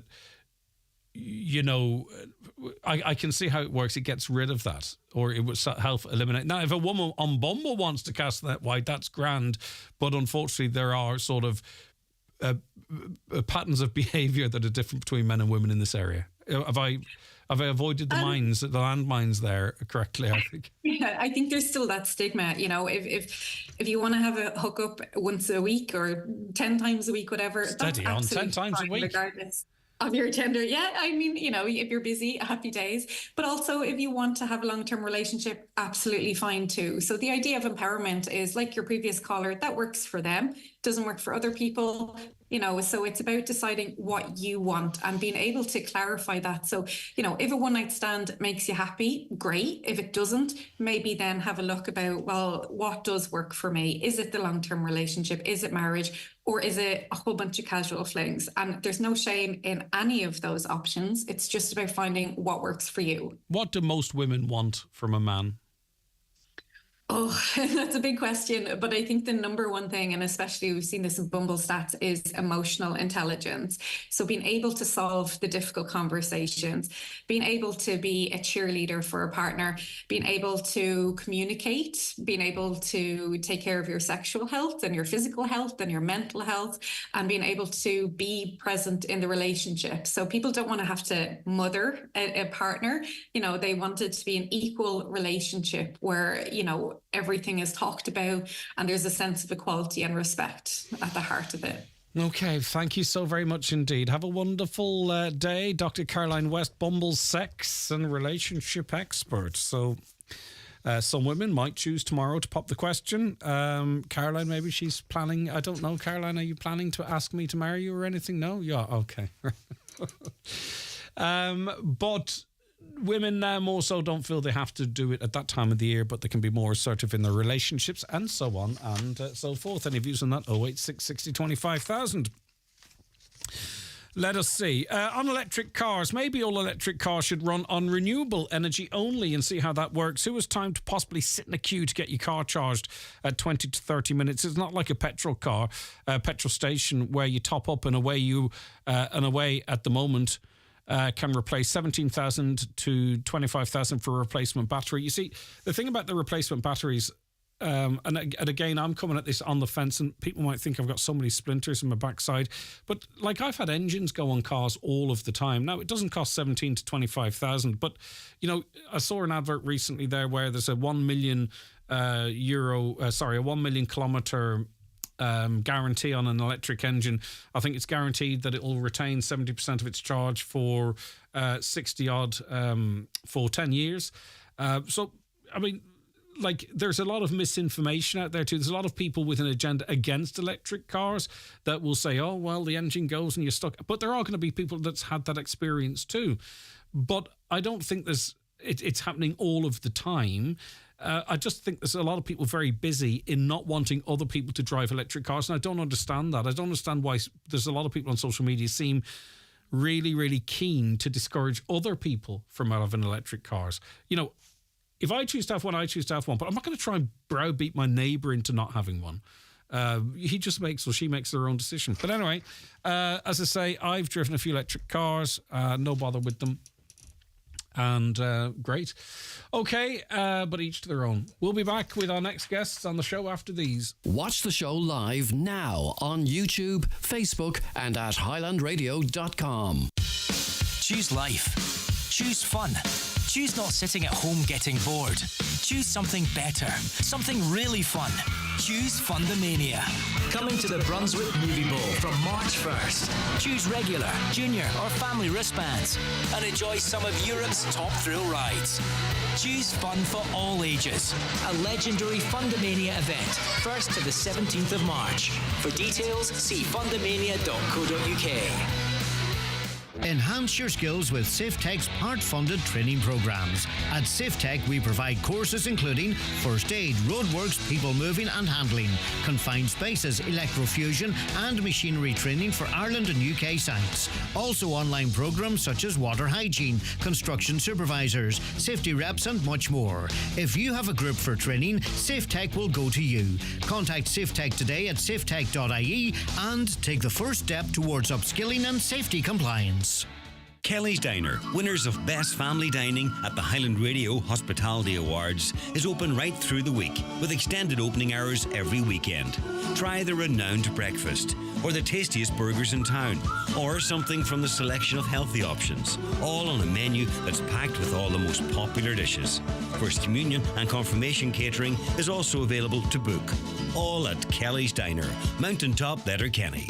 Uno, dos, tres. A hain, a do, a tree. 1, 2, 3. The Arona, the Ateca, and the Tarraco. 3 great SUVs from Seat. And when you order now, you can enjoy 3 years free tyre insurance and 3 years roadside assistance, plus 3 flexible payment options to purchase your new Seat. Visit seat.ie to discover even more of our fantastic offers. Great things come in threes at DMG Motors, Donegal Town. And while I have 3 seconds, allow me to say that yes, terms and conditions apply. Donegal ETB's Further Education and Training Fair is on this Wednesday and Thursday in the Radisson Blue Hotel, Letterkenny. Wednesday evening from 7 to 9 is aimed at Leaving Cert students, their parents and those in employment looking to upskill, with talks on courses and apprenticeships. Thursday the 29th from 10 a.m. to 2 p.m. is for anyone interested in full and part-time education or training opportunities. This free event is perfect for finding out about the various options offered by Donegal Education and Training Board across the county. Now we're joined on the programme by Ailish. Hi, Ailish. Hello, Greg. Nice to speak to you. Hello. Now, am I correct in saying that you raise hens? Yes, I've got my own hens, yes. Okay, very good. Yes. And we were talking a little earlier on, I was talking to Lee Gooch about eggs. Yes, I heard. And I'm sorry about that, my ignorance. But you know what? If you don't ask, you don't learn. That's my attitude, okay? Absolutely. So, Absolutely. Isn't it remarkable that these birds can produce these things? I always think it's an amazing sign of nature. But how are they formed, or what do you do with them once they come out? I'm trying to choose my words carefully here, Ailish. How often do your hens lay? Each hen lays 1 egg per day. Right. So it makes that egg over the course of 24 hours? Yes. Now that's correct. Yeah, we were discussing whether or not one should wash eggs after they've hatched. What's the rules there? Or not hatched, sorry, after they've been laid.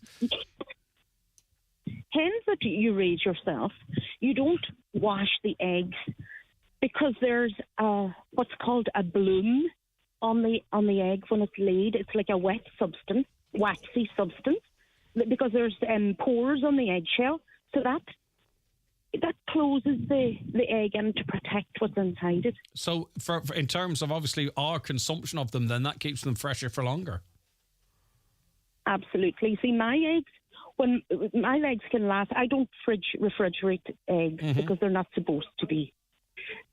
What I do is I keep them on the sideboard and use them as and when, but sometimes I have too many eggs, and I can then glass them, which is a different story altogether. But the eggs will last out on the board for at least 2 weeks. Wow. That's what I find. And is it easy for you to But determine... shop eggs are a different matter. Yeah, indeed. Is it easy for you to... we'll talk about that in a sec. Is it easy for you to know when an egg is no longer fit for use? You know what I mean? If it's been out too long, is there I seem to recall my mother putting them in water, Yes, whether they sink or float. Is that... Yes. Yeah? Absolutely.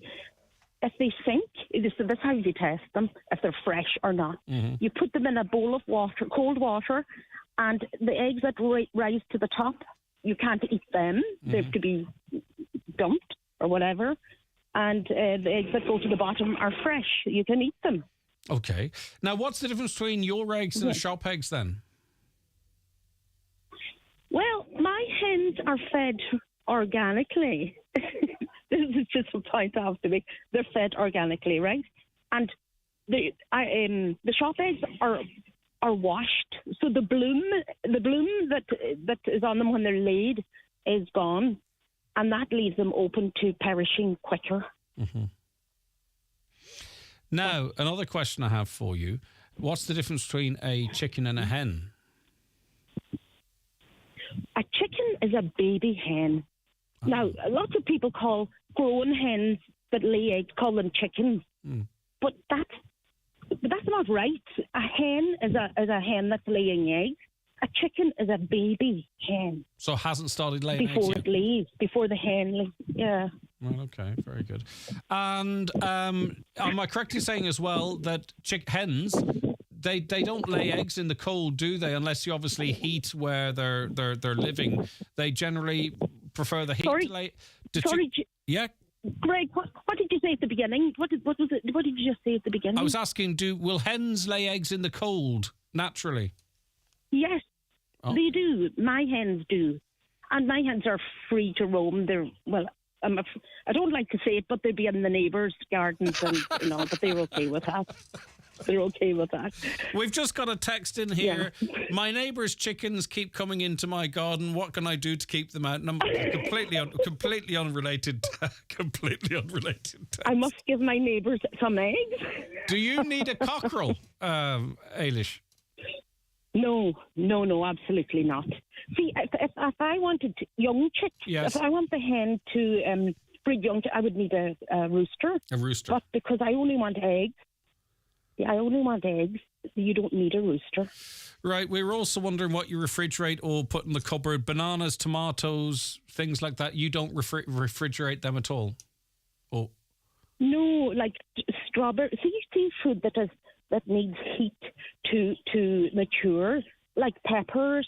Let me think here. The peppers, to ripen anything that needs to ripen from foreign land, Yeah, anything that needs to ripen, needs heat to ripen, like tomatoes, they ripen beautifully out on the sideboard. Okay. They don't in the fridge. There's a different taste. Right. What else? Is the bananas? You don't put bananas in the fridge. No, because you'd eat bananas kind of not long after buying them because they go black. I think too, an apple or a banana out of the fridge, I think coldness, and they do this with beer, I think it stops the flavour.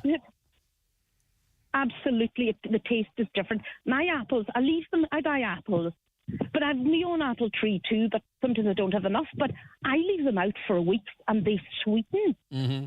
They really sweeten, and I buy grapefruits and oranges. And I have sometimes the grapefruit, leave it for 2 months. Wow. And they taste so much better and they're juicier. Okay. Really and truly, the fridge isn't for everything. It's for like butter, milk and meat probably, but where do you put your tomatoes, ketchup? We don't have that kind of stuff. Why does, when I ask that question, no one has it? Everyone has it except the people I ask the question of. Okay, so you don't use ketchup. Greg, but we don't use it. You probably make your own tomato ketchup from your tomatoes on your sideboard. I've been known to do that, yes. Right, okay. Yeah, but I just keep it out and make enough to use maybe out for a week. Do you actually make your own ketchup? You know? You can make your own I was ketchup. being smart. Or I tomatoes, thought I was being. tomatoes, sugar, mustard and vinegar and stuff. Yeah. Okay, listen, Ailish, I won't delay you any longer. It's been lovely speaking to you. Do you have names on your hens, by the way? No. I just call them. I can't even. I just call them the Braddies. They come to me. They're always around that way, you know. All right, packing away. All right, take care of yourself. Thanks, Ailish. I do appreciate it. 086 60 25,000. Now, there seemed to have been an issue with the bingo numbers. I'm not sure if they didn't go out or the wrong numbers went out. But anyway, here are today's numbers if you are playing. It's time for Vision Ireland Bingo on Highland Radio. It's Wednesday, the 28th of February. You're playing on the blue sheet. The reference number is S3. It's game number 9. The numbers are 24, 90, 33, 42, 76, 48, 44, 57, 40, and finally 9. Phone your claim to 9104833 before 8 tonight, leaving your name, contact number and the name of the shop where you purchased your book, and we'll call you back the next working day. Get all your Vision Ireland bingo information at highlandradio.com. Choose life. Choose fun. Choose not sitting at home getting bored. Choose something better. Something really fun. Choose Fundamania. Coming to the Brunswick Movie Bowl from March 1st. Choose regular, junior or family wristbands and enjoy some of Europe's top thrill rides. Choose fun for all ages. A legendary Fundamania event, 1st to the 17th of March. For details, see fundamania.co.uk. Nutrius XL Yo with Lamb and Nutrius Yo with Lamb Crunch are formulated to ensure a vigorous lamb and excellent milk yield. Avail of our lambing season offer. 25 kg bags, buy 10, get 1 free. And €15 off per tonne in bulk. Available at your local Homeland store. Visit nutrius.ie for full nutritional information. Just like the Lyra, live at Social Live Donegal this Friday. Tickets from $29.25 are on sale now.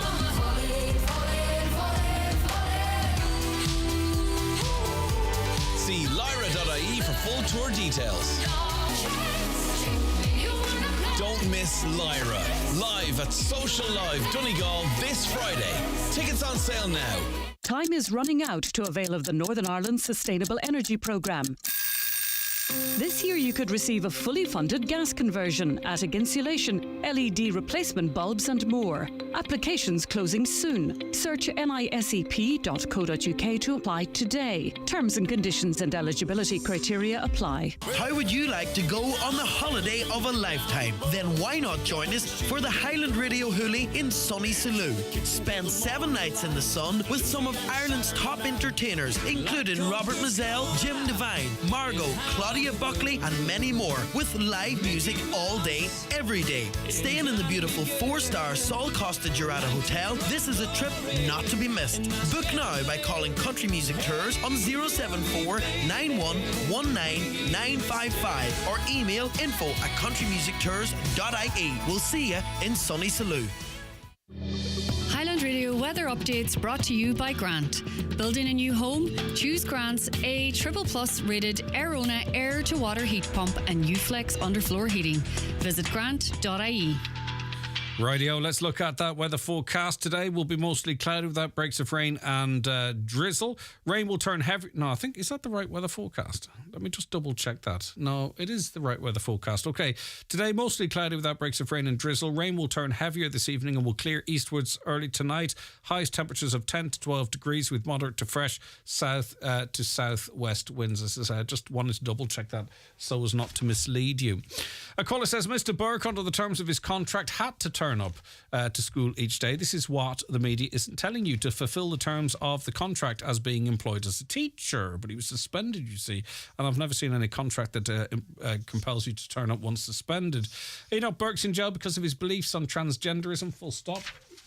You might believe that, but he doesn't have to go into court and change his views. He just simply has to go into court and purge his contempt by saying he won't attend. Right, let us go to Carndonagh Community School. We've a number of guests there. Firstly, we'll say good morning to the teacher, Pauline McDermott. Good morning, Pauline.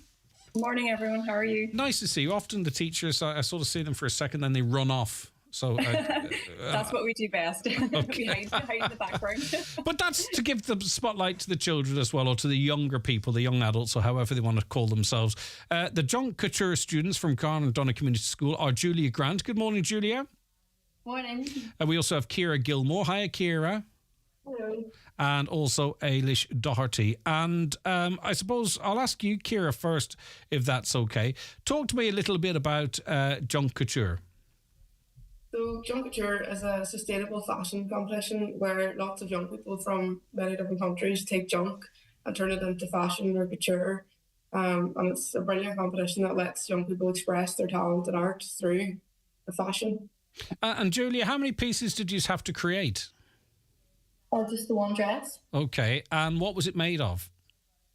Well, Miss McDermott's sister was throwing away some storage shoe container boxes, and we just took them, cut them out, a heap of circles, spray painted them, and that became the main part of our dress. And then we had a mesh lining and a few shower curtains, or the bathroom curtain. And do you, is it about how it looks or how easy it is to wear? Or it doesn't really have to be incredibly comfortably, I would hope, does it? Or perhaps it does. I think we should ask Ailish that one. Go on, Ailish. Did you end up wearing it? Okay. I mean, it's definitely wearable, but it comes with a few scars afterwards.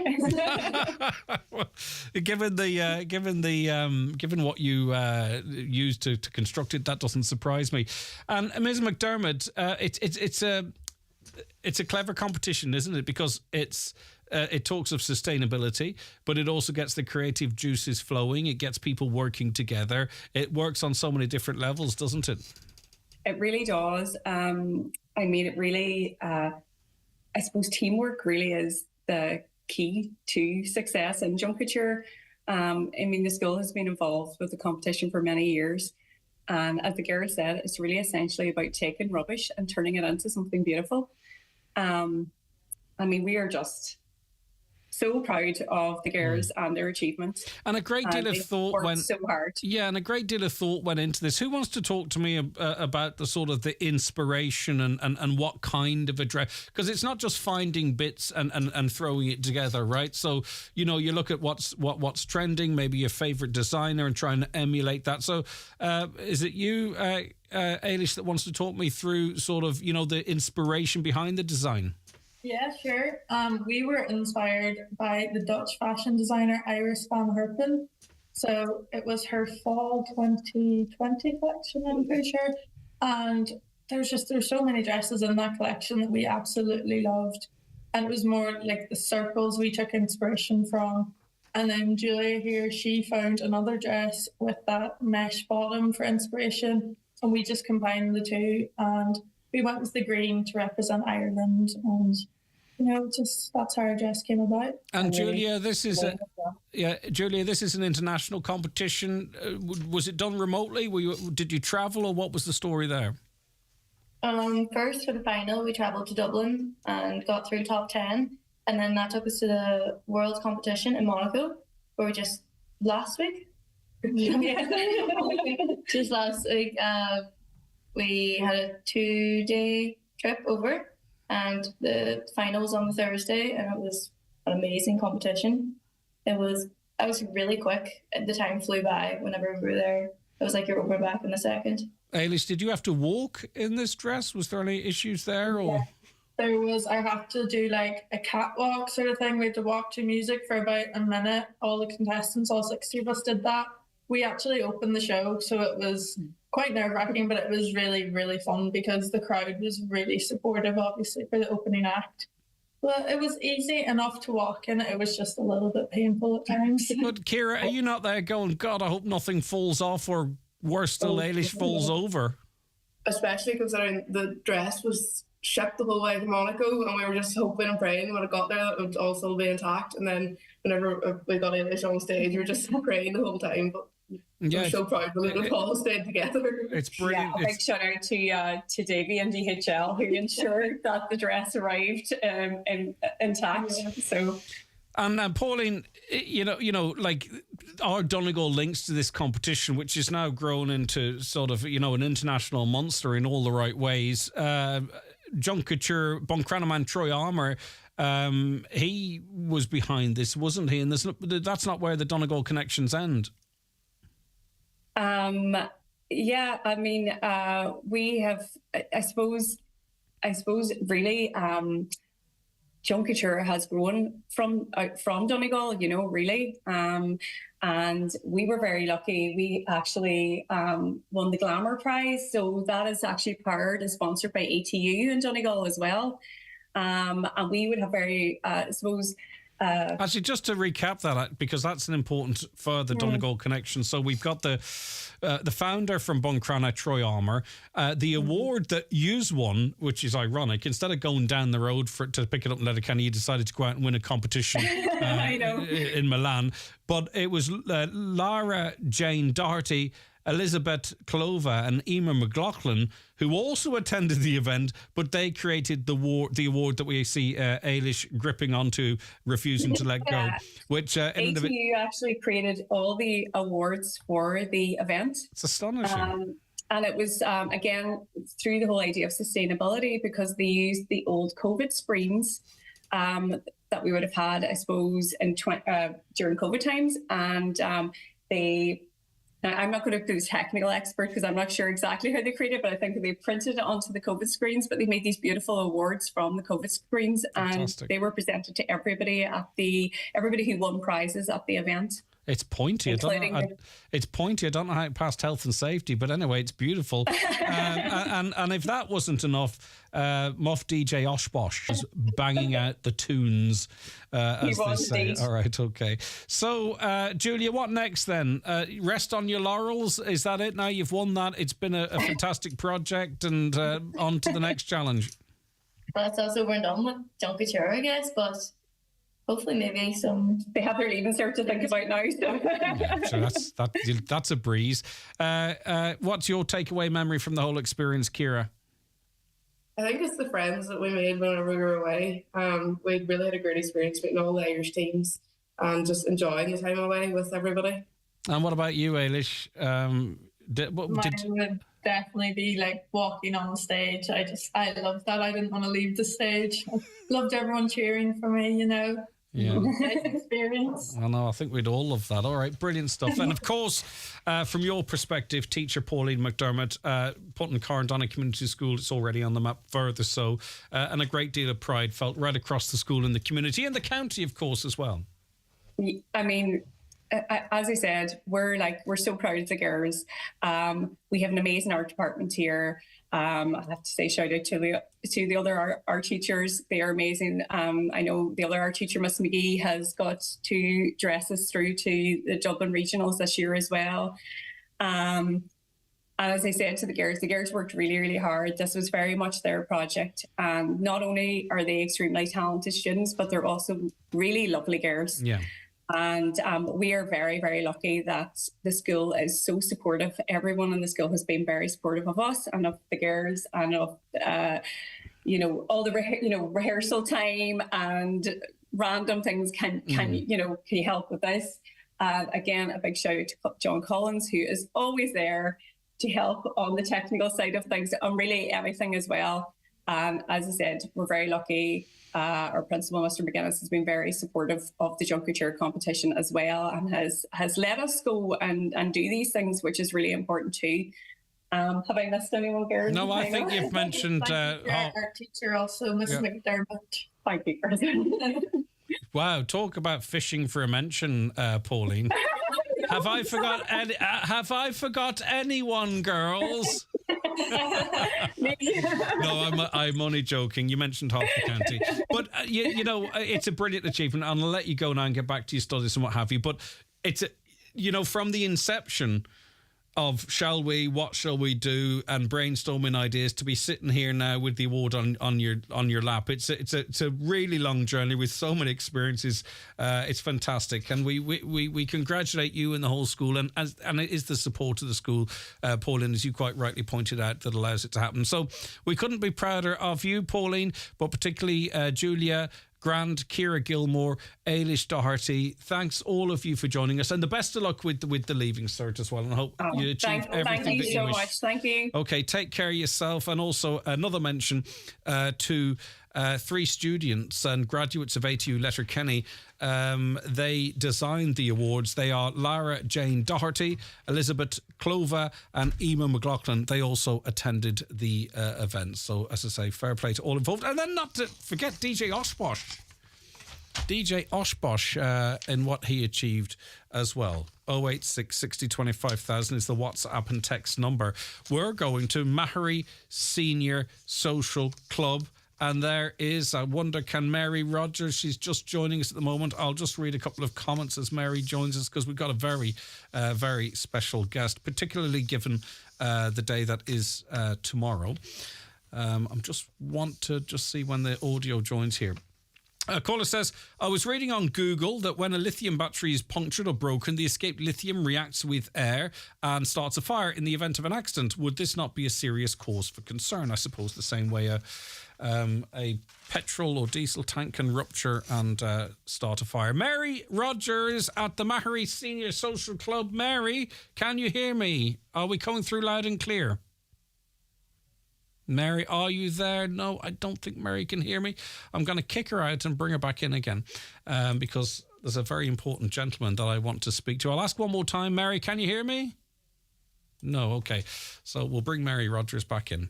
Stay where you are. It'd be worth it. It's a nice wee thing. Sinn Féin have the opportunity to bring down this government and go to the country per usual. This caller says, run away. That's how that's being framed by that listener. Mary, are you there? No, Mary can't hear me, unfortunately, because there's a very special gentleman with Mary that I really wanted to say hello to, but unfortunately my audio doesn't seem to be coming through. Do you know what we'll do? We'll take a quick break, and I want to reconnect with Mary. We'll do that after we take these messages. Choose life. Choose fun. Choose not sitting at home getting bored. Choose something better. Something really fun. Choose Fundamania. Coming to the Brunswick Movie Bowl from March 1st. Choose regular, junior or family wristbands and enjoy some of Europe's top thrill rides. Choose fun for all ages. A legendary Fundamania event, 1st to the 17th of March. For details, see fundamania.co.uk. New this week in Home Store and More. All garden plant pots are all half price. That's right, all garden plant pots are all half price. But better hurry, because when all the half price garden plant pots are gone, they're gone. Also, all rugs are still all half price. But when all the half price rugs are gone, they're definitely gone. Drop by your local Home Store and More. Visit us online at homestoreandmore.ie. New store now open in Frascati Centre, Blackrock. Home Store and More. A happy home. At Hickey, Clark and Langan Insurance Brokers, they compare quotes from all the leading insurers, so you get a great price. Home, motor and van, farm, holiday home, travel and liability insurance, they quote them all. So if the worst happens, you're covered. For a competitive insurance quote today, call Hickey, Clark and Langan on 9126688 or pop into their office at Ballymacool, Letterkenny. Hickey, Clark and Langan General Insurances Limited, trading as Hickey, Clark and Langan, is regulated by the Central Bank of Ireland. Mr. Blue Sky, please tell us why. The Lotto jackpot is an estimated €3 million. Play responsibly in store, in app, or at lottery.ie. The National Lottery. It could be you. It's all kicked off at Brian McCormick Sports with new football boots in FG or SG. Try the new Adidas Predator in classic black, red, white. Puma King boots in many options from only $49.99 in adult sizes. Match it up with shorts and socks, gloves and gum shields. Click on bmcsports.ie. Bryan Adams is back on tour in 2024. Join Highland Radio on our trip to Dublin to see the man himself at the 3 Arena on Tuesday the 21st of May 2024. Your trip includes luxury transfers, bed and breakfast at the 4-star Carlton Hotel Blanchardstown, your standing ticket to the show, and a shopping trip to Dublin City Centre the following day. Find out more on the outlet at highlandradio.com or call us on 074 91 25,000. Now, hopefully I can go to Mary Rogers at Mahary Senior Social Club. Can you hear me, Mary? I can hear you loud and clear. How are you? I am doing good. I barely recognised you without a guitar in your hand. Well, I have it right beside me. You're never too far away from it. Okay, very, very good. And you've got a very special man beside you, Hughie O'Donnell. Hi, Hughie. Hello. It's lovely to see you, lovely to chat to you. How are you keeping, Hughie? Keeping very good, thank you. Very good. And I want to wish you, on behalf of everyone at Highland and all our listeners, a very happy 88th birthday tomorrow. Thank you very much. Or are you 22? Because you've only celebrated 22 birthdays. I don't feel like 22. Well, what do you feel, Hughie? I feel 88. There's the cake, 22. I'll tell you, it's a nice one. Hughie, are you doing anything nice for your birthday? Pardon? Are you doing anything nice for your birthday? No, we're just out here in the centre. Okay. And we play cards every Wednesday in the centre. That's 6 of us. Fantastic. Hughie, where are you from? Where's your hometown? I'm from Dunlow. Beautiful. Excellent stuff. And is Mary looking after you there? He's looking after me every Wednesday. Oh, very, very good. Well, you couldn't get a better woman. Excellent. Oh, indeed. And she's good for a song too, Hughie. Oh, you tell me, she's good, all right. Her and there's another couple of Marys, I'll tell you. The three of them aren't too bad. The three of them here. Hi, Greg. Hiya, Mary. How are you? Lovely to see you again. And you too. Thank you very much, yeah. How are you keeping, darling? Are you well? Doing very well, yeah. Doing all right. Yeah. All right, okay, excellent stuff. And Mary, I presume you've got the cake out now. Are we going to celebrate Hughie's birthday today? Yes. Okay, excellent stuff. We're celebrating now. I just want to introduce a few of our friends. Of course, go ahead. We have Charlie. Charlie, how are you? And we have Kathleen and Sally. Hi, Kathleen. Hi, Sally. And Phil, John, Kathleen, Mary, John, Margaret, Hugh. We have Molly, Grace, Gracie, Eddie, John, Kath, Beth, and you're back to the God, we're back to full circle. Hiya, Mary again. Hughie, there's an awful lot of tea on that table. There's no stiff ones there for you? Yeah, there's a cake here too. We'll show you the cake. Go on. Oh, wow, good man. 22. But I see the balloons on the wall are 88. The balloons as well. You see the balloons? They're 88 though, the balloons. Oh, well. And the cake's 22. All right. Come here. Is there a song on your Marys? Can I take the news and I'll come back for a song? Okay, we have a song. Yeah, but stay there. Don't start yet. Stay there, because I'm going to take the news headlines with Donald Kavanagh. Just a wee surprise visit. It's lovely to do it. Okay, it is 11:11. We're going to be going back live to the Mahary Senior Social Club. We hadn't planned this. It's just going to go. It's just going to happen. And we're going to get a song from Mary Rogers and the team as we celebrate Hughie O'Donnell's 22nd stroke 88th birthday. With all the stories that matter across the Northwest, it's Greg Hughes on the 9 to Noon show on Highland Radio. And all the stories include the big one, Hughie's birthday. Okay, let's get a news update. It's over to Donald Kavanagh. Thank you, Greg. Good morning. It's emerged a lack of capacity in the pathology department at Letterkenny University Hospital will lead to some blood samples not being tested within the same working day, which in some cases could render them unsuitable for analysis. A letter sent to GPs and other users of the service says this will be the case as of this coming Monday. More details on our website. Those responsible responsible for a recent spate of vandalism on businesses in Buncrana are being urged to reflect on the hurt they're causing. Substantial damage has been caused to properties on the town's main street. Councillor Jack Murray says the efforts of the Tidy Towns group in the town are being hampered as a result. The Inishowen Councillor believes tourism bodies need to restore the faith of businesses in the area. Councillor Mark McDermott says there's a huge opportunity to expand and promote Inishowen's tourism offering. But to do that, he says financial assistance and collaboration between Fáilte Ireland, Go Visit Inishowen and Donegal Tourism will be vital. The government's been criticised over the lack of mental health supports for defective block homeowners. Speaking during the mental health bill debate in the Dáil last night, Deputy Padraig McLaughlin said the defective block crisis has taken a severe toll on the mental health of families.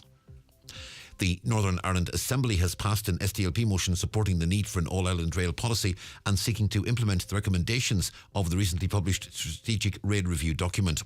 Moving the motion, Foyle MLA Mark H. Durkin said every county on this island should have rail provision and highlighted the lack of rail services in the northwest. And campaigners have gathered outside Belfast High Court ahead of a ruling on whether the British government's Troubled Legacy Act is in breach of human rights. The challenge has been brought forward by families of victims of the Northern Ireland conflict. The Act includes provisions for conditional amnesties and will also put a stop to future Troubles-era inquests and civil cases. They're the headlines. Back with news headlines again at 12 noon. Thanks, Donald. Okay, so we've gate crashed a party for Hughie O'Donnell. He's 88 tomorrow, albeit 2022. It's whether you believe the candles or the balloons. That's the issue. Hughie, a very proud Dunlow man. He's at Mahary Senior Social Club. They're having a little bit of a party, and I'm sure there's going to be a bit of card play a little later on. And we've got 2/3 of the three Marys, so it's all just coming together. So Mary Rogers and Zoom can play up with sound when there's a few people. We'll see how we get on. Take it away whenever you're ready. Thank you very much. Happy birthday. Happy birthday. Happy birthday. Happy birthday to you. Unfortunately, because there's a few people singing, it's cutting out us, Mary. I'm so sorry. But anyway, we could have planned this, but we didn't. It was for fun, and we got a wee sing-song. Hughie, happy birthday to you, Hughie. Thank you. We wish you and here's to another 22 years. I'm afraid you're wrong. No, well, I'll tell you, by the looks of it, I don't think I'm going to be too far wrong. God bless you, Hughie. It's been lovely chatting to you. Thank you so much, Mary Rogers, for facilitating it. And a big hello to everyone at Mahary Senior Social Club. It's been lovely to drop in on the birthday celebrations. Have a wonderful day, everyone. Bye. Bye. I wish we could have heard the singing because the Marys and the rest of the crew, beautiful singers, but unfortunately just with Zoom we have to set something up on the other end as well so it doesn't try and filter out the sound. But hey, you got a sense of it. You even got me singing a few bars. Happy birthday, Hugh O'Donnell, 88 today. It's not just that Sarah can't rely on the rains to come this year. It's not just that the only water left could cost her life. It's not just that she has seen all her crops destroyed and she is struggling to feed her little boy. Like thousands of parents living in regions devastated by drought, Sarah is living in fear, and it's not just. This Lent, your help can make all the difference. Visit trocra.org or call 1-800-408-408. Trocra. Together for a just world. It's time for Wellness Wednesday now, and tomorrow, the 29th of February, is Rare Diseases Day.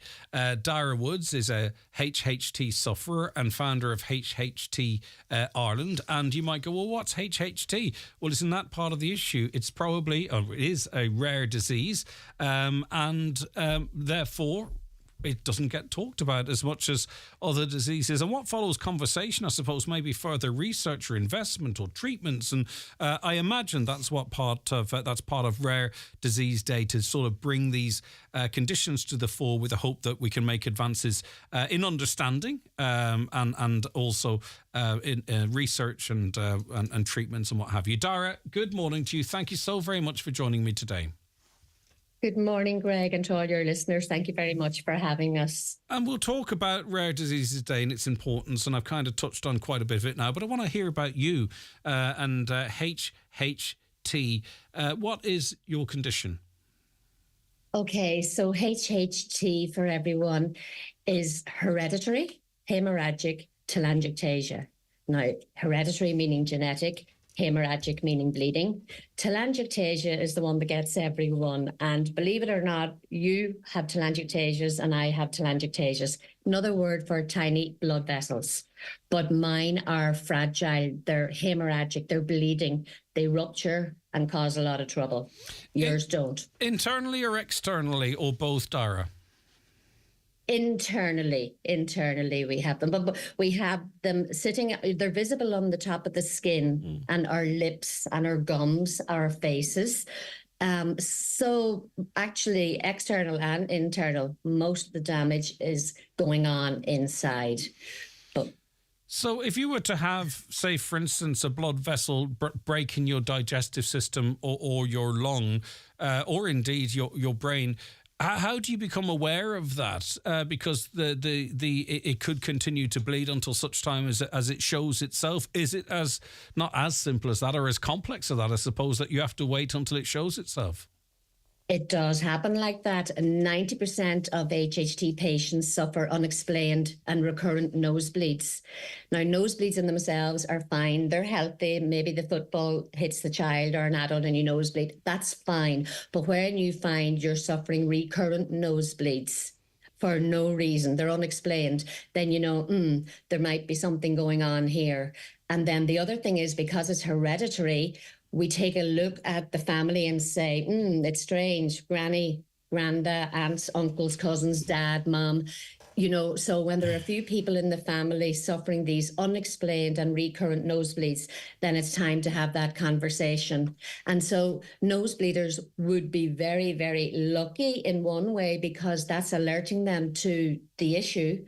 Others then don't suffer the nosebleeds, and they may have fragile blood vessels, as you say, bleeding internally, and until it causes a stroke or a hemorrhage, a brain hemorrhage or whatever, it's serious stuff. Yeah, but they don't know they have it. Often people might feel a heaviness in the head or a headache or something like that. I mean, if that happens to you, Dara, you're thinking all different things, aren't you? It may well turn out to be just a simple headache in inverted commas, but you have to take any sign your body gives you incredibly seriously, I'd imagine. That's right. And once there's a chance of it being HHT, once there are those signs in the family of the nosebleeds, it's time to contact the centre. We're very lucky to have a centre down in Cork in the Mercy Hospital. The national centre has been run by interventional radiologist Adrian Brady for the many, many years, and he's just recently retired. Dr. Stephen Power is filling his shoes. But when you go down there, you're incredibly lucky, because they will do full screening. They'll check the major organs, the brain, the lung, you know, whatever they feel is needed. But that's how we find out if we have involvement in our lungs or our brain. And that's what happened with my family. We realised there was an interview on the Late many, many years ago. I think it was 2000, and a father talked about how he found HHT was in his family, and his young daughter, Grace Nolan, died suddenly from a ruptured vessel in her lung. And he pulled out all the stops, went to America, met the experts, got them back to Cork, to the Mercy Hospital, and that's where they set up the centre in Cork. So they were on the Late Show one night, and my father, who suffered from incredibly chronic nosebleeds, saw the interview, and he rang me and he said, I think this is what we've got. He said, we need to take steps, ring the hotline on Monday morning and see what we can do. And we did. We rang the hotline, and the advice was, take yourself and your children down, because it's genetic. So not just you, but your children have to be screened as well. The importance so we did of that. Interviews like this are absolutely, that's why they're so important. Because as I often say, we only have to reach that one family or that one individual, and then it's all worthwhile. Very sadly, you talked of this awareness coming through a father losing a child. Very sadly, you lost your son to attributed to HHT, and I'm really sorry for your loss, Dara. I'm sure it's never gets any easier. No. What do you want to say about the circumstances of your son's passing? Well, when Paul was about 12 going into secondary school and his sister Katie was a year behind him, we went down to Cork and we had the screening, and I was told my brain and lungs were fine. I just have the nosebleed, which will go down into my digestive tract and cause problems as I get older. The kids were screened. They had the nosebleed issue too, but they both had the lung issue. They have telangiectasias in the lungs. Now with Katie, we call them AVMs, but let's call them malformations in her vessels, were microscopic, and we were told they may never grow and cause any trouble at all, whereas Paul's were macro. And being macroscopic, they were causing a lot of bleeding inside. We weren't even aware of, but thankfully they were able to intervene and embolize these bleeding vessels, and it was a day procedure, and back to school then after the weekend. And then once he's on the system, and once anybody's on the system, you're brought back so many years later. But you have to bear in mind you're giving your child radiation for these CTs, for the screening. So every 3 years, Paul would be brought back, and his new ones had formed and were badly bleeding. So he needed intervention every 3 years. Katie didn't need any at all. And Katie's now living a fabulous life in Madrid and in great form. Paul, every so often, would go back and have them embolized and get on with it. And this is where education comes in. We didn't know anybody else going through this at all. So we didn't know what to look out for. So Paul headed off to Paris, and Paul had graduated from DCU, went to Paris for the summer. He was going to work his way around Europe with his girlfriend. And 5 days in, he was reading a book, sitting up in the bed, reading a book, and he collapsed and died. And unfortunately, it was a pulmonary malformation that just ruptured there and then. Now, the week before, he'd had a bit of coughing and bleeding during the night, and he was kind of concerned, and he said, this doesn't seem right. And I said, okay, we'll go into the hospital in the morning, just get it checked. And not knowing anything, we went into A&E in hospital in Dublin, and they'd never heard of HHT, never heard of it. But as a parent, I said, please do an x-ray for him. He looks fine to you now, but he wasn't fine last night. And they did an x-ray thinking I was panicking, but I didn't know at the time. An x-ray wasn't sufficient. It wasn't going to show up any bleeding AVM. It should have been a CT. So my word, people who go through this, have this experience, and there's bleeding, they're coughing up blood, you think it's from an old nosebleed, but it may not be, and you need a CT. And if I can't tell enough people that. Of course, and there's been a theme on the programme so far this week of similar sorts of stories about knowing the information, trusting your gut, or whatever it might be. Okay. Now, obviously, there's other things can happen to us in our health over the course of our life. As a HHT sufferer, say, for instance, do you have to avoid things like aspirin, or, if you had another condition that would ordinarily be treated with blood thinners, that could be a complication for you and other sufferers? So, in other words, it's not simply the HHT, perhaps it's how you can intervene in other medical matters? Well, absolutely. For us, we have to stay away from all blood thinners, be it in medication or be it in our diet. We have to be so careful. So anything that will dilate our vessels, like spices, alcohol is a vasodilator just naturally. And we really should stay away from alcohol, but many of us don't. We enjoy a nice glass of white wine. The red berries and the red wines, for whatever reason, many of patients will experience bad bleeding, and it's the nose bleeding. It's not the brain or the lung, but the nose tends to bleed when we drink the red wines and eat the red berries. So, and this is not to startle, but it's to educate, but just so I understand, and so that anyone listening before they message in, you will get young people that are prone to nosebleeds, and one of the interventions is, I don't know what it's called, but they'll burn the up the nose. Okay, excellent. Thanks for your help. Is it possible? Would that be an effective treatment for the nosebleeds and mask the HHT, or that wouldn't work for HHT, and people who have to go through it needn't worry?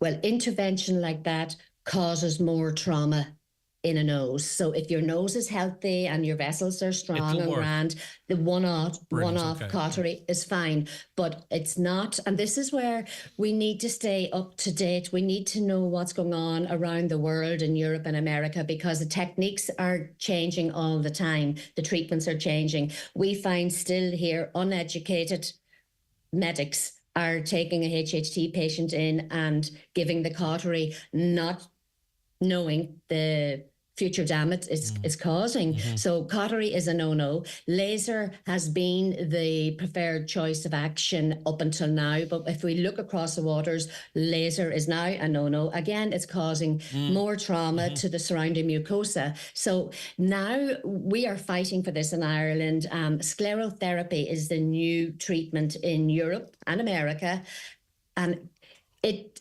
injects the sclerosant into the bleeding vessel itself directly. It doesn't harm the surrounding mucosa. It's like a sealer. And it's fine. It seems to be a great success. Now, so how many people suffer officially from HHT? And I wonder how reflective of that is the actual number. In other words, people that aren't diagnosed. Well, 1 in 5,000 people in the world will have HHT. Okay. And they reckon in Ireland, we're talking about 5,000 people in Ireland, roughly. But the stats are awful. 90% go undiagnosed. That's what, wow, okay. 90, So, it's huge. see, we're it's talking huge. about a rare disease, but it's rare in the fact that it's going undiagnosed. But one of those affected is a listener to the show, James. Thanks very much for texting. Does that lady with HHT take cayenne pepper? I take it daily now and has helped immensely with nosebleeds. It helps to seal up tiny bleeds internally. But I mean, that's James's what's worked for them. But and we've got to remember we're all so different. Exactly. And one food acts differently to James than to somebody else. So we all just try and find what works for us in our diet and stick to that and rule out the ones that make us bleed. So the reason we're talking about rare diseases is that because they're rare, it doesn't affect an awful lot of people. A cynic might say doesn't mean an awful lot of votes. It means that you have to campaign doubly hard, triply hard, quadruply hard to sort of get a change in terms of treatments and what have you, because you're not heard because there's a few of you.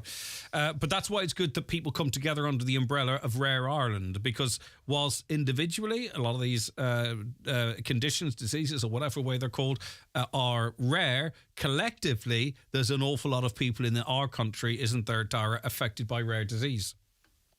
Absolutely. In the world, there are 300 million, but in Ireland, there are 300,000 people living with a rare disease. But there's a new campaign launched recently, 1 in 17, where 1 in 17 people in Ireland are affected by a rare disease. And I'm one of them. And it's great to have Rare Ireland bringing us all together. Like, I work a lot with HHT Ireland, specific HHT patients, but it is great to see the umbrella group of Rare Ireland there for us all. Yep. And then the next level up, Rare Diseases Ireland, which looks after all the organisations. And then another level up, HHT Europe. HHT Ireland sits around the table in Europe with all the members in Europe for HHT specifically, which helps us stay up to date with what's going on around Europe. And also a factor too, with many conditions, you look as healthy as a trout, and I'm sure you are. But you know, the people may not be aware that you have this condition and the impact it's had on you and your family as well. People can go on Facebook and go to Rare Ireland. I think it's the best way to find out what's coming up, get information. I want to leave you with a text, and it's from the Wuriski family.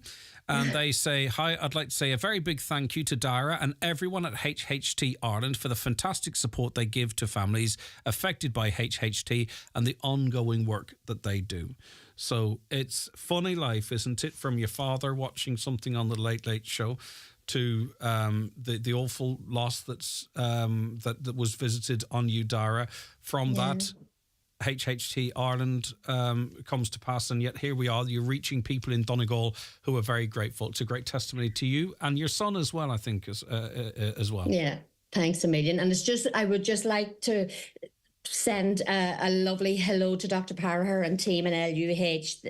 They are so incredibly interested in HHT, and they're working on a personal care plan for many of the HHT patients there. And that's what's needed, because it's a multidisciplinary issue. It's not just one. And where somebody might work in your lungs, you've got to be aware of what's going on in the liver and the brain and whatever. So a special word of thanks to Dr. Carraher and his team in LUH. And to reiterate the message that knowledge is power, and hopefully people have power now through this knowledge. And we have a great trust of medical professionals for very good reason, but a general practitioner, the G stands for general, and sometimes, you can bring information to them as well, and trust your gut, trust your instincts, trust your knowledge, and hopefully that leads to better outcomes for everyone.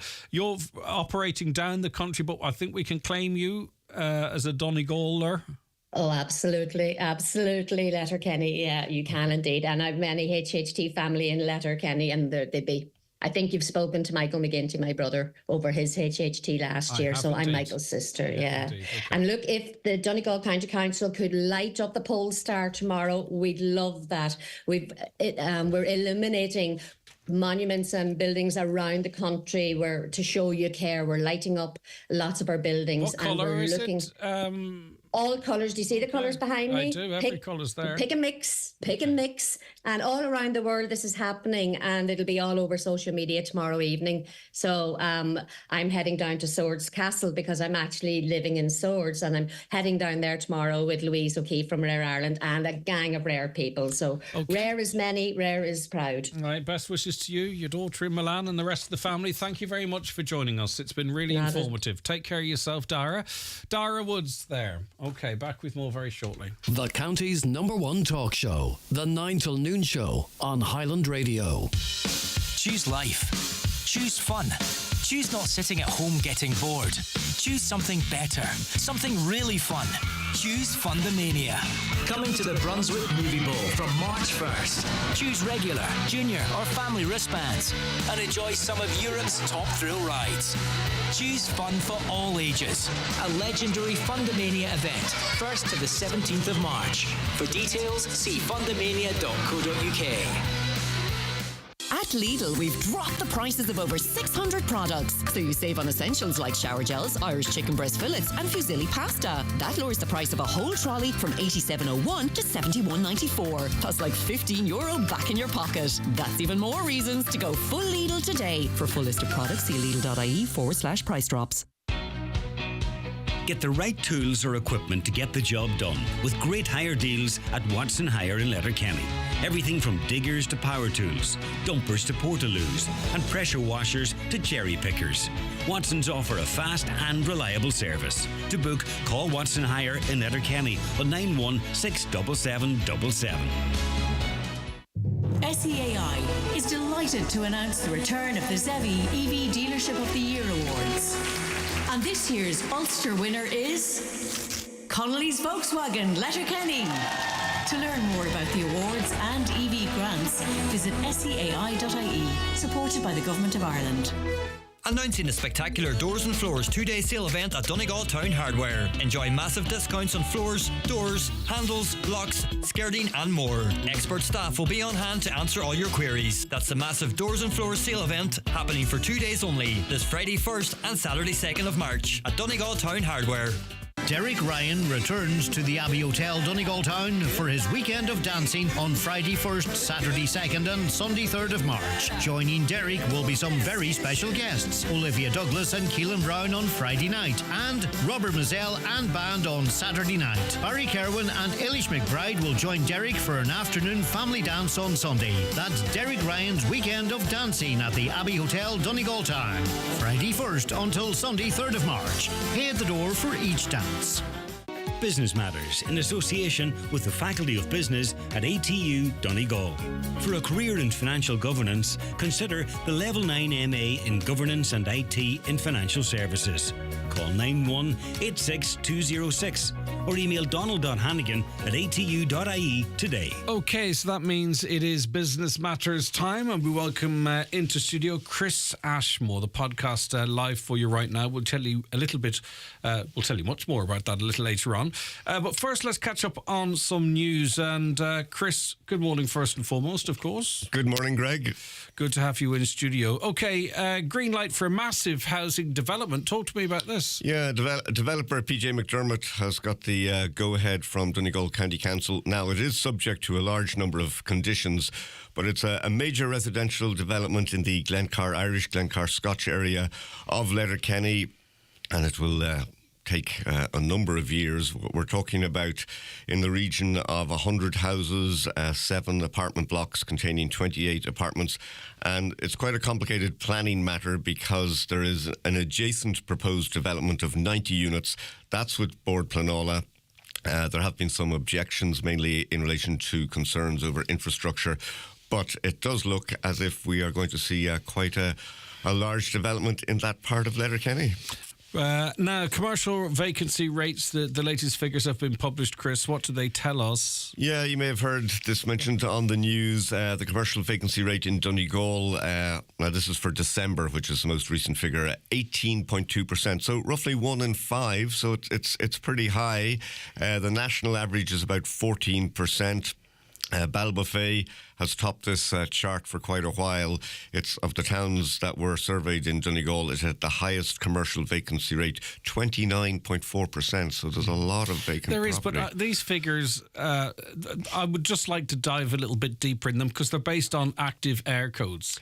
So you could have 15 businesses in a premises in Ballybofey, for an example, with a central delivery system. Yes. And you could have 14 vacant premises. Yes, yeah. And it doesn't actually tell you how many active businesses they are. And every time they come out, it just makes me go, look, and at what stage too are they purging some of these vacancies to say, right, okay, these are no longer, going to be businesses into the future. Like, I don't go through Ballybofey and see, to let signs absolutely everywhere. So, as I say, I'm not saying it's not accurate. It's just the way the figures are compiled and presented. Yeah.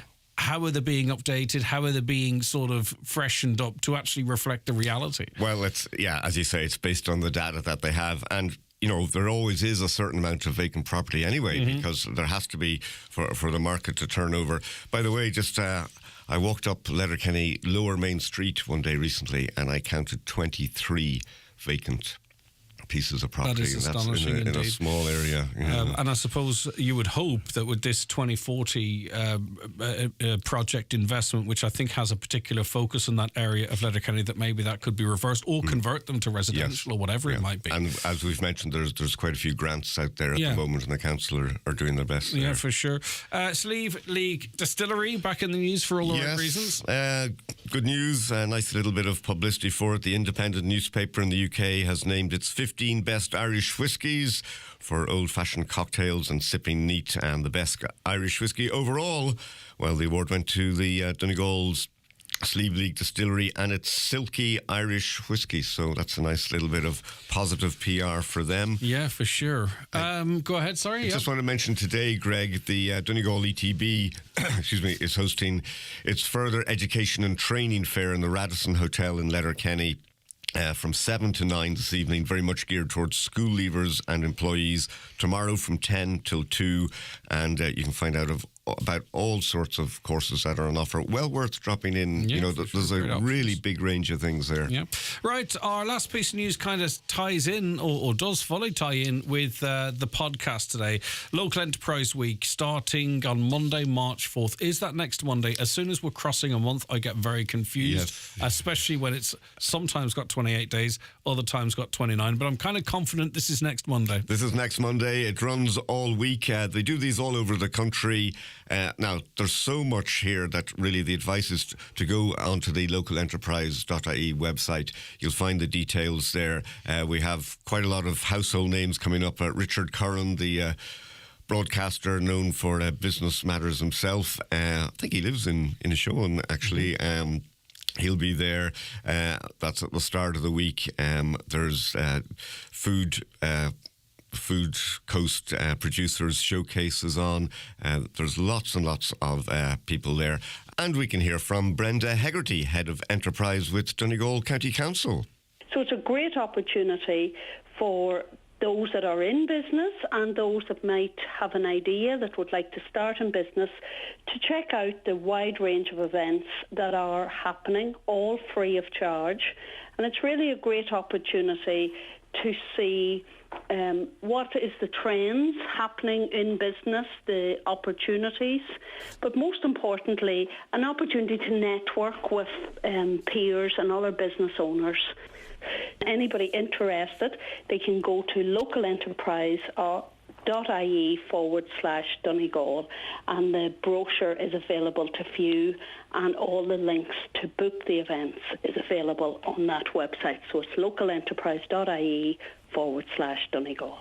Brenda Hegarty there. And you have a second guest on the podcast, Chris. That's right, Greg. When Malaysian woman Farah Maiden came to Ireland first, little did she think that she would end up living in Donegal and running her own business. She qualified as a doctor from Trinity College in Dublin and completed her GP training here in Donegal before she founded the Medical Skin Clinic in Donegal town. And it was a big move for her, but one she certainly doesn't regret.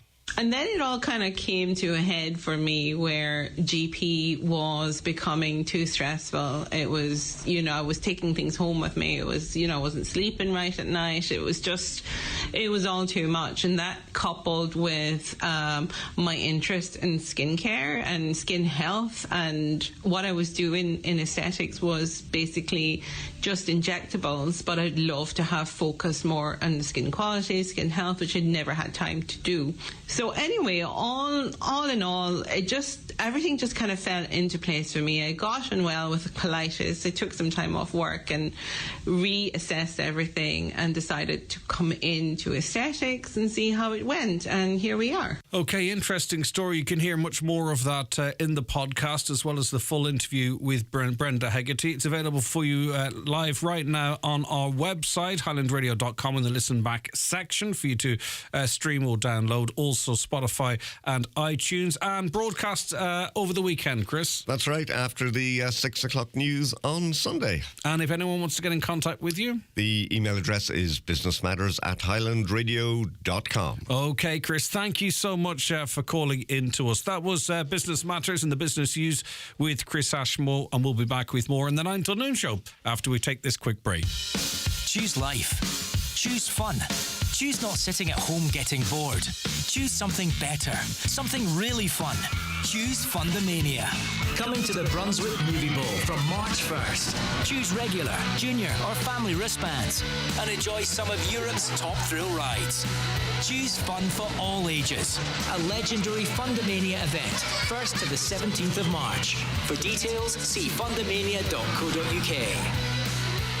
The perfect family day out starts and finishes with a visit to the Donegal Boardwalk Resort, Carrygart. Pack the buggies, bikes and trikes and trek along the boardwalk. Visit the playground and finish with a tasty lunch or dinner in our restaurant, open Wednesday to Sunday. Complete the experience with a stay in our cosy cottages. Explore more at donegalboardwalkresort.ie. We're driving the Citroën C4X on Dublin's most speed-bumped road, as voted by an online poll, to test Citroën's progressive hydraulic cushion suspension. The music is coming from a vinyl record playing on a record player set up in the back seat. Here comes a speed bump. Let's see if this record skips. Perfect! Went off without a scratch. Book a test glide in a Citroën today. Visit citroen.ie. Nutrius XL Yo with Lamb and Nutrius Yo with Lamb Crunch are formulated to ensure a vigorous lamb and excellent milk yield. Avail of our lambing season offer. 25 kg bags, buy 10, get 1 free. And €15 off per tonne in bulk. Available at your local Homeland store. Visit nutrius.ie for full nutritional information. Are you female, currently unemployed and looking for a new career in construction? Rural Enterprise SkillNet is delighted to announce the launch of a new Women in Construction programme commencing April 2nd in Letterkenny. Join us for an information briefing on March 5th at the Radisson Blue Hotel, Letterkenny at 12 p.m. Or for more information, visit ruralenterpriseskillnet.ie. Ar an 8 Márta, íorfar ar an bhótáil I ngá referin. Baineann an chéad referin leis a gaoth naithníonn ar munreacht tailig. Agus mullen an dara ceann teach nua a chur na náit na foclíochta atá ann hana hain. Chun ahantas a thuirt de chórim leistig de heilig. Tá tuile ólais sa leabhrán na seolag chuút. Nu feich electoralcommission.ie/referendums. Is é de vóta do gá. Ca vóta de híine mar sin. Ar an 8 Márta. On Comisiún Tábhachain. Comisiún Navsplach Tábhachain na Héireann. Now, you're very welcome back. Tommy on Facebook, brilliant interview with Dara Woods. Dara and the team at HHT Ireland provide huge support to HHT families and raise awareness among HCPs and the public. Healthcare professionals, that is. Rare is sure, proud and strong. Adele says Dara does a phenomenal job. Thank you. And loads of requests in for Huey as well, which we'll get to a little later on. Do you like David James? I'm sure you do. Do you like tea and coffee? Well, here I've got something for you. Because David James is holding afternoon tea. It's tea, coffee and sweet treats. It's in St Johnston's Resource Centre on March the 2nd between 12 noon and 3 p.m. If that wasn't enough to go and have a bit of fun, you can do so in the knowledge that you're supporting a wonderful individual and her family. That's Patrice McCrossan and her family, and that is why this event is being held. I'm sure many of you are familiar with Patrice's story. So if you want to support her and her lovely family, you can join David James for afternoon tea. It's in the St Johnston Resource Centre between 12 noon and 3 p.m. on March the 2nd. So there's going to be tea, coffee and sweet treats, and you'll not find a better cause to back there either, and at the same time hopefully have a nice afternoon. Okay, we need patience. As who was it?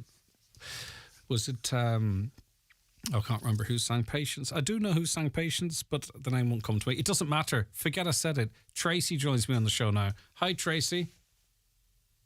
Hi, Greg. Nice to speak to you. Right, now, you and, your daughter particularly, like so many others, are, for many different reasons, trying to get out on the road. And as part of that, you put up the L plates and you hope that maybe other drivers have a bit of patience or have a bit of understanding of what's going on. But what's your and your daughter's experience been, Tracy? Yeah, well, just recently, Greg, I've added my daughter onto my car as a learner driver. She awaits her date for her test. Mm-hmm. So obviously I have the learner driver plate displayed, but I'm really disappointed in other drivers on the road, because when we're out driving, when she goes to college, obviously I'm in the passenger seat with her. Cars behind, they're driving so close. They're so impatient, to the extent that one day last week, a driver overtook us and started beeping at her. Mm. And I mean, she's driving to the rules of the road and she's trying to find her confidence, and I'm just trying to reassure her there as well, while she's driving. So really, I just thought I should say, we all had to learn to drive, and I just would hope that other drivers would be a bit more considerate to learner drivers when they're on the road. All we're looking for, Tracy, is just a little bit of kindness. Exactly. Be kind to your fellow man or woman. Is it putting her off? I don't know what your daughter's like, but is it putting her off those drives because she feels like, and I think when you're younger, you think everyone's watching you to begin with, if you know what I mean. But are you find that you're having to try and say, look, that's just a few ignorant drivers. It's good for you to get out and do your practice. Exactly, and they just focus on the road ahead and let them do whatever they want to do. Yeah. You just, keep focusing on the road ahead, So, but she's determined, so no, it's not going to put her off. Good stuff, okay. And it's just particularly, I think, people driving up close to you, but the beeping of the horn as well. I think any person should realise if there's a car in front of you that's got L plates on and two people in it, it's likely the driver is just trying to learn the ropes, and just a little bit of kindness and patience. That's it, 100%, Greg. Okay. Did you get a date for the test yet? It should be in another few months, hopefully. Okay, great stuff. Well, happy motoring to you and your daughter, and I wish you all the luck going forward. And it's a simple message. Just show a little bit of understanding, careness and patience. It costs absolutely nothing. It's completely free. Thanks, Tracy. Take care of yourself. All right, appreciate that. Food for thought. Now, This week on the 9 till noon show, and thanks to our friends at Fundamania Fairground, coming to the Brunswick Movie Bowl in Derry, Londonderry, from the 1st to the 17th of March, we're giving you the chance to win incredible family passes for a day of unlimited fun and excitement. We're giving away 2 passes every day this week. To be in with a chance of winning this prize today, you just have to identify the Donegal town from these 3 clues. And the clues are Wednesday. That's today. I shouldn't have read that out. The clues are golf links, Pollen Beach, Inishowen's Gem. Golf links, Pollen Beach, Inishowen's Gem. What town could I be talking about? Just jot that into your phone, add your name and where you're from, text or WhatsApp your answer and address to 086 60 25,000. And please only enter if you or someone close to you can go and enjoy a wonderful day's entertainment on us at Fundamania Fairground. It's at the Brunswick Movie Bowl in Derry from the 1st to the 17th of March. Now, the family pass is it's an all-day family pass, so it's great. And you will... everyone of all ages are being invited to get ready to experience the thrill of a lifetime at Fundamania coming to the Brunswick Movie Bowl.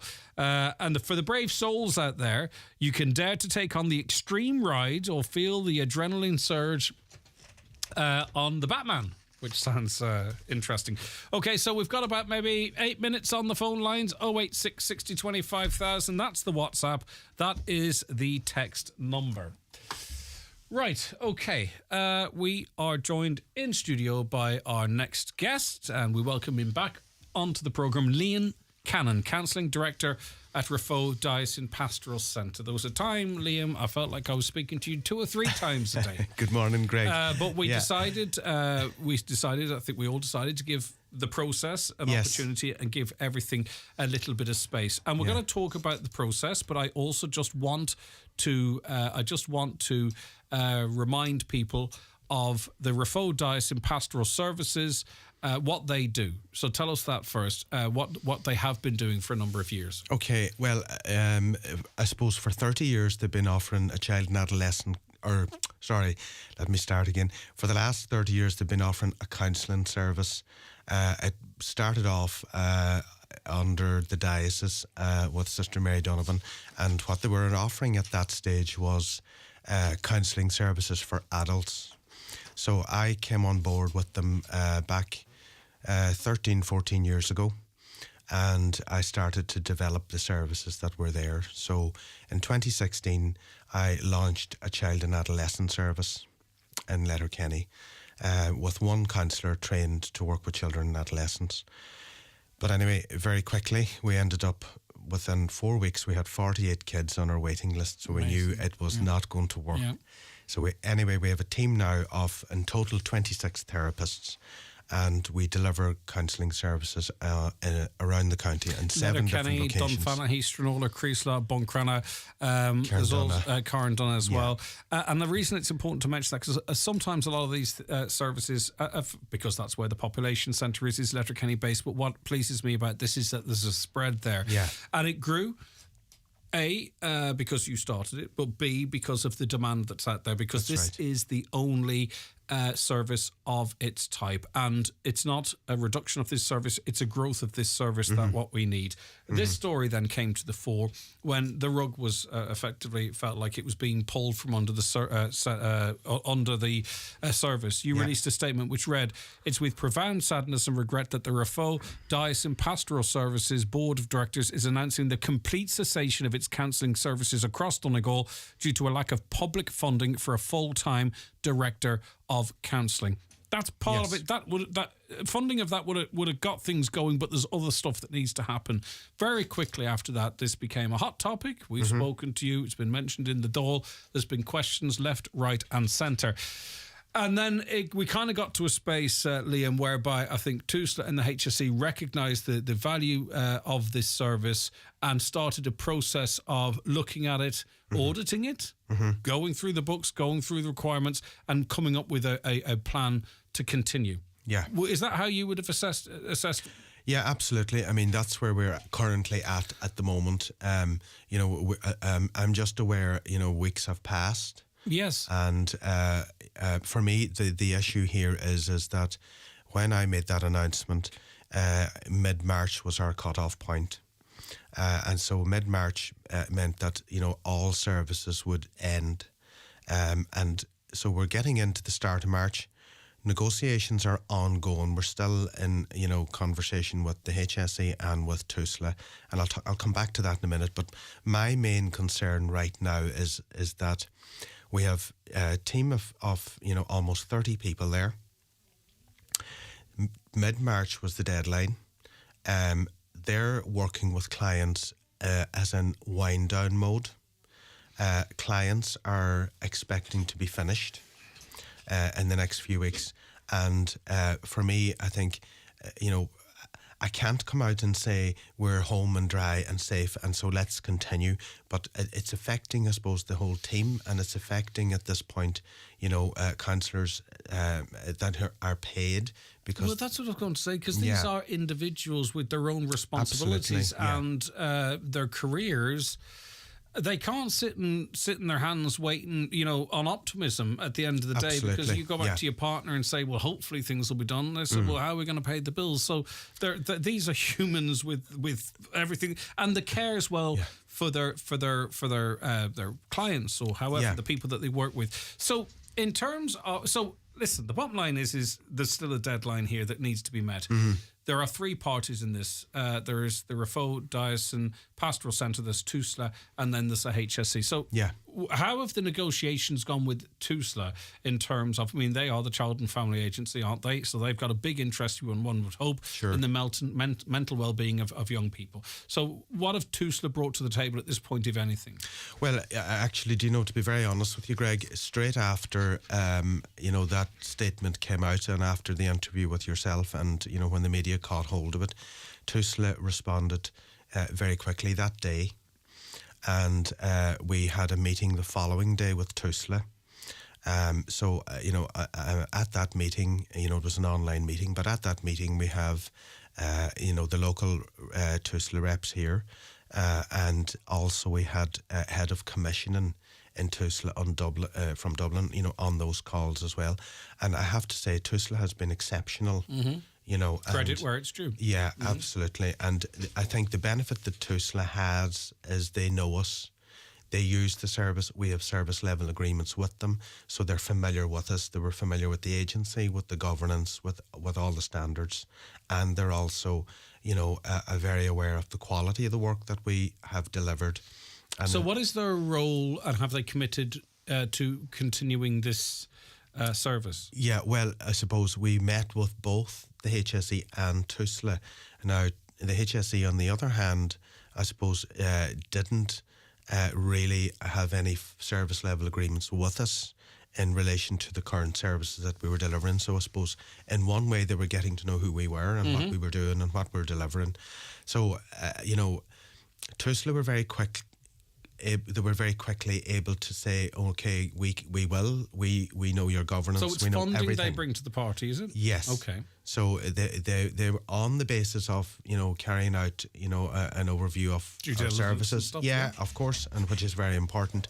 They were able to get to that decision-making process much quicker. So I know it's a little bit more complex than this, but suffice to say then, TUSLA are on board. TUSLA are on board, yes. What's the foot dragging with the HSE? Yeah, well, then I suppose the HSE had to go through a complete new process for themselves. Yes. As in, what are we doing? What are we delivering? What about our governance? All those things. What about our accounting? All those things, which have to be up to date. And what actual money would be required, not just in the interim, the appointment of a director to replace you, but also in terms of, building or maintaining this long term. We get that, right? But we also do get the time frame that's involved. So what's the hold up? Can you determine what the hold up from the HSE is? Well, the hold up from the HSE is, and I suppose it's different, and different, I suppose organisations do things different ways. When we had meetings with TUSLA, we had the head people, decision makers at those meetings. And the difference is when you work with the HSE, you're getting, local managers which are doing their very best, but they have to gather the information and then feed it up the line and then wait for a response coming back. So it's a much slower process. So that's a bit of the hold-up that we're waiting for. Have now. you any white smoke from the HSE? Well, we haven't any white smoke as yet. I mean, I can't jump and say, yes, we do. But, I think they have everything that they need currently. And it is on, Dermot Monaghan's desk, hopefully today. And really, Dermot Monaghan is the guy who makes the decision here. Mm-hmm. So, I do expect not to be dragging this out for another few weeks, because of the situation we find ourselves in with clients and counsellors and the service, but that it needs somebody to make a decision. Could they not give you a provisional indication so as that you can reassure your counsellors that they can switch from wind down mode to the future mode? I mean, it would just be, we're going to be looking favourably on this. Just give us a week or two. That's all it would take. You know what I mean? Well, maybe it might take a little bit more. Yeah. But my point is that we've a very small gap here that needs to be bridged, right? And it's in the gift of the HSE to do that now, I feel. Well, no, that's it exactly, and I think TUSLA would be very happy to stand over the governance, and I think it really would come down to an agreement being reached between TUSLA and the HSE together to fund this as a package, because both HSE and TUSLA benefit from it.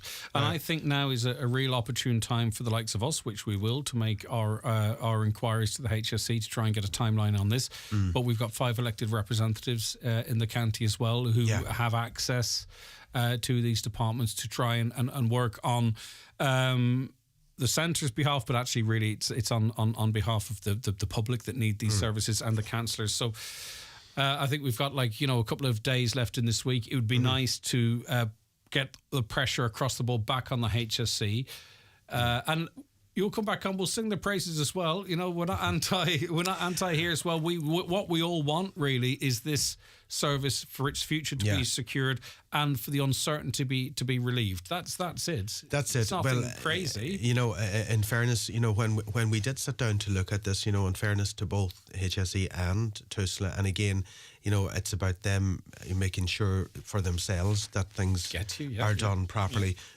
What they were saying was, look, Liam, you actually need a sustainability package, not just a director. Yeah. Because we get that, yeah. We don't want this coming back. But look, I think we kind of knew that, but it had to be articulated in a certain way. And I think, and I'm not saying it was done for any, but it had to be articulated in a way that really it is a director would keep it going. This is how much that would cost. Yeah. Obviously, as things progress, as this is put on a steadier footing, maybe as it comes, the Rafo Diocese, maybe if they take a step back, I think the outgoing bishop said that would, we know that's where we have to go, but this was an immediate problem, and the immediate problem could have been fixed with a very small amount of funding. But we don't want to get HSE bureaucracy as well.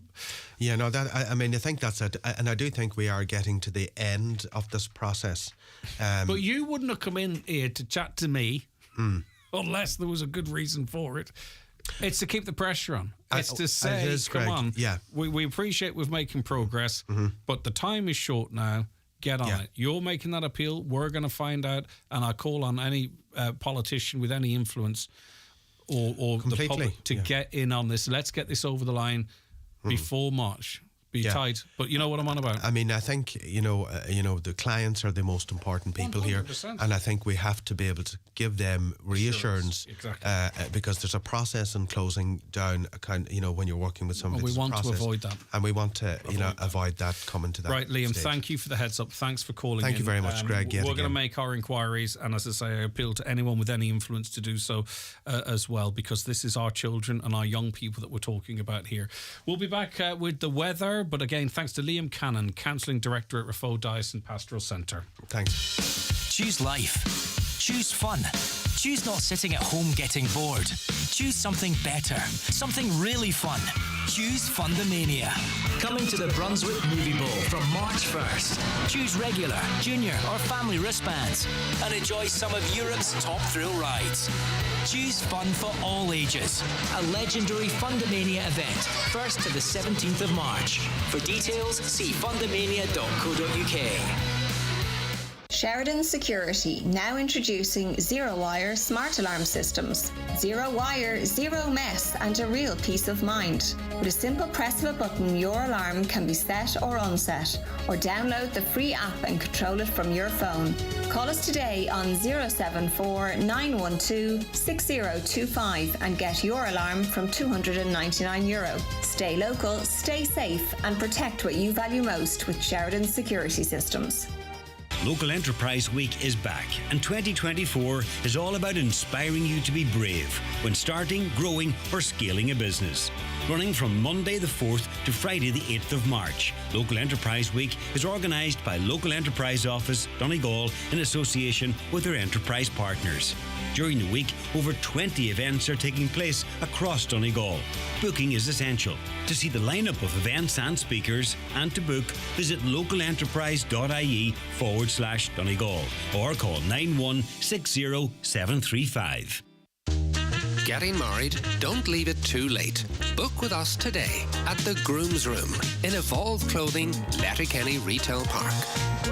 Highland Radio are celebrating another birthday. We are inviting you to join us for our Highland Radio Birthday Bash on Tuesday the 19th of March in the Mount Errigal Hotel. Joined by the one and only Margot, myself David James, plus special guests Brendan Quinn, Declan Ernie and Patrick Feeney. This is a night not to be missed. Tickets now on sale. For more information, visit the outlet at highlandradio.com or give us a call on 074 91 25000. We'll see you at the Highland Radio Birthday Bash. Highland Radio weather updates brought to you by Grant. Building a new home? Choose Grant's A++ rated Airona air-to-water heat pump and Uflex underfloor heating. Visit grant.ie. Okay, rain turning lighter and patchier this evening. More persistent rain will develop in the west and spread eastwards. Temperatures 10 to 12 degrees. Congratulations, Jacinta Gallagher from Ballyliffin. Not from Strabane. From Strabane, and Mary Worski from Kerrykill. Both of you correctly answered Ballyliffin. You're heading to Fundamania. We'll be in touch, and we'll be back with you tomorrow morning at 9. Thanks for keeping us company on such a busy show. Such important stuff we talked about today.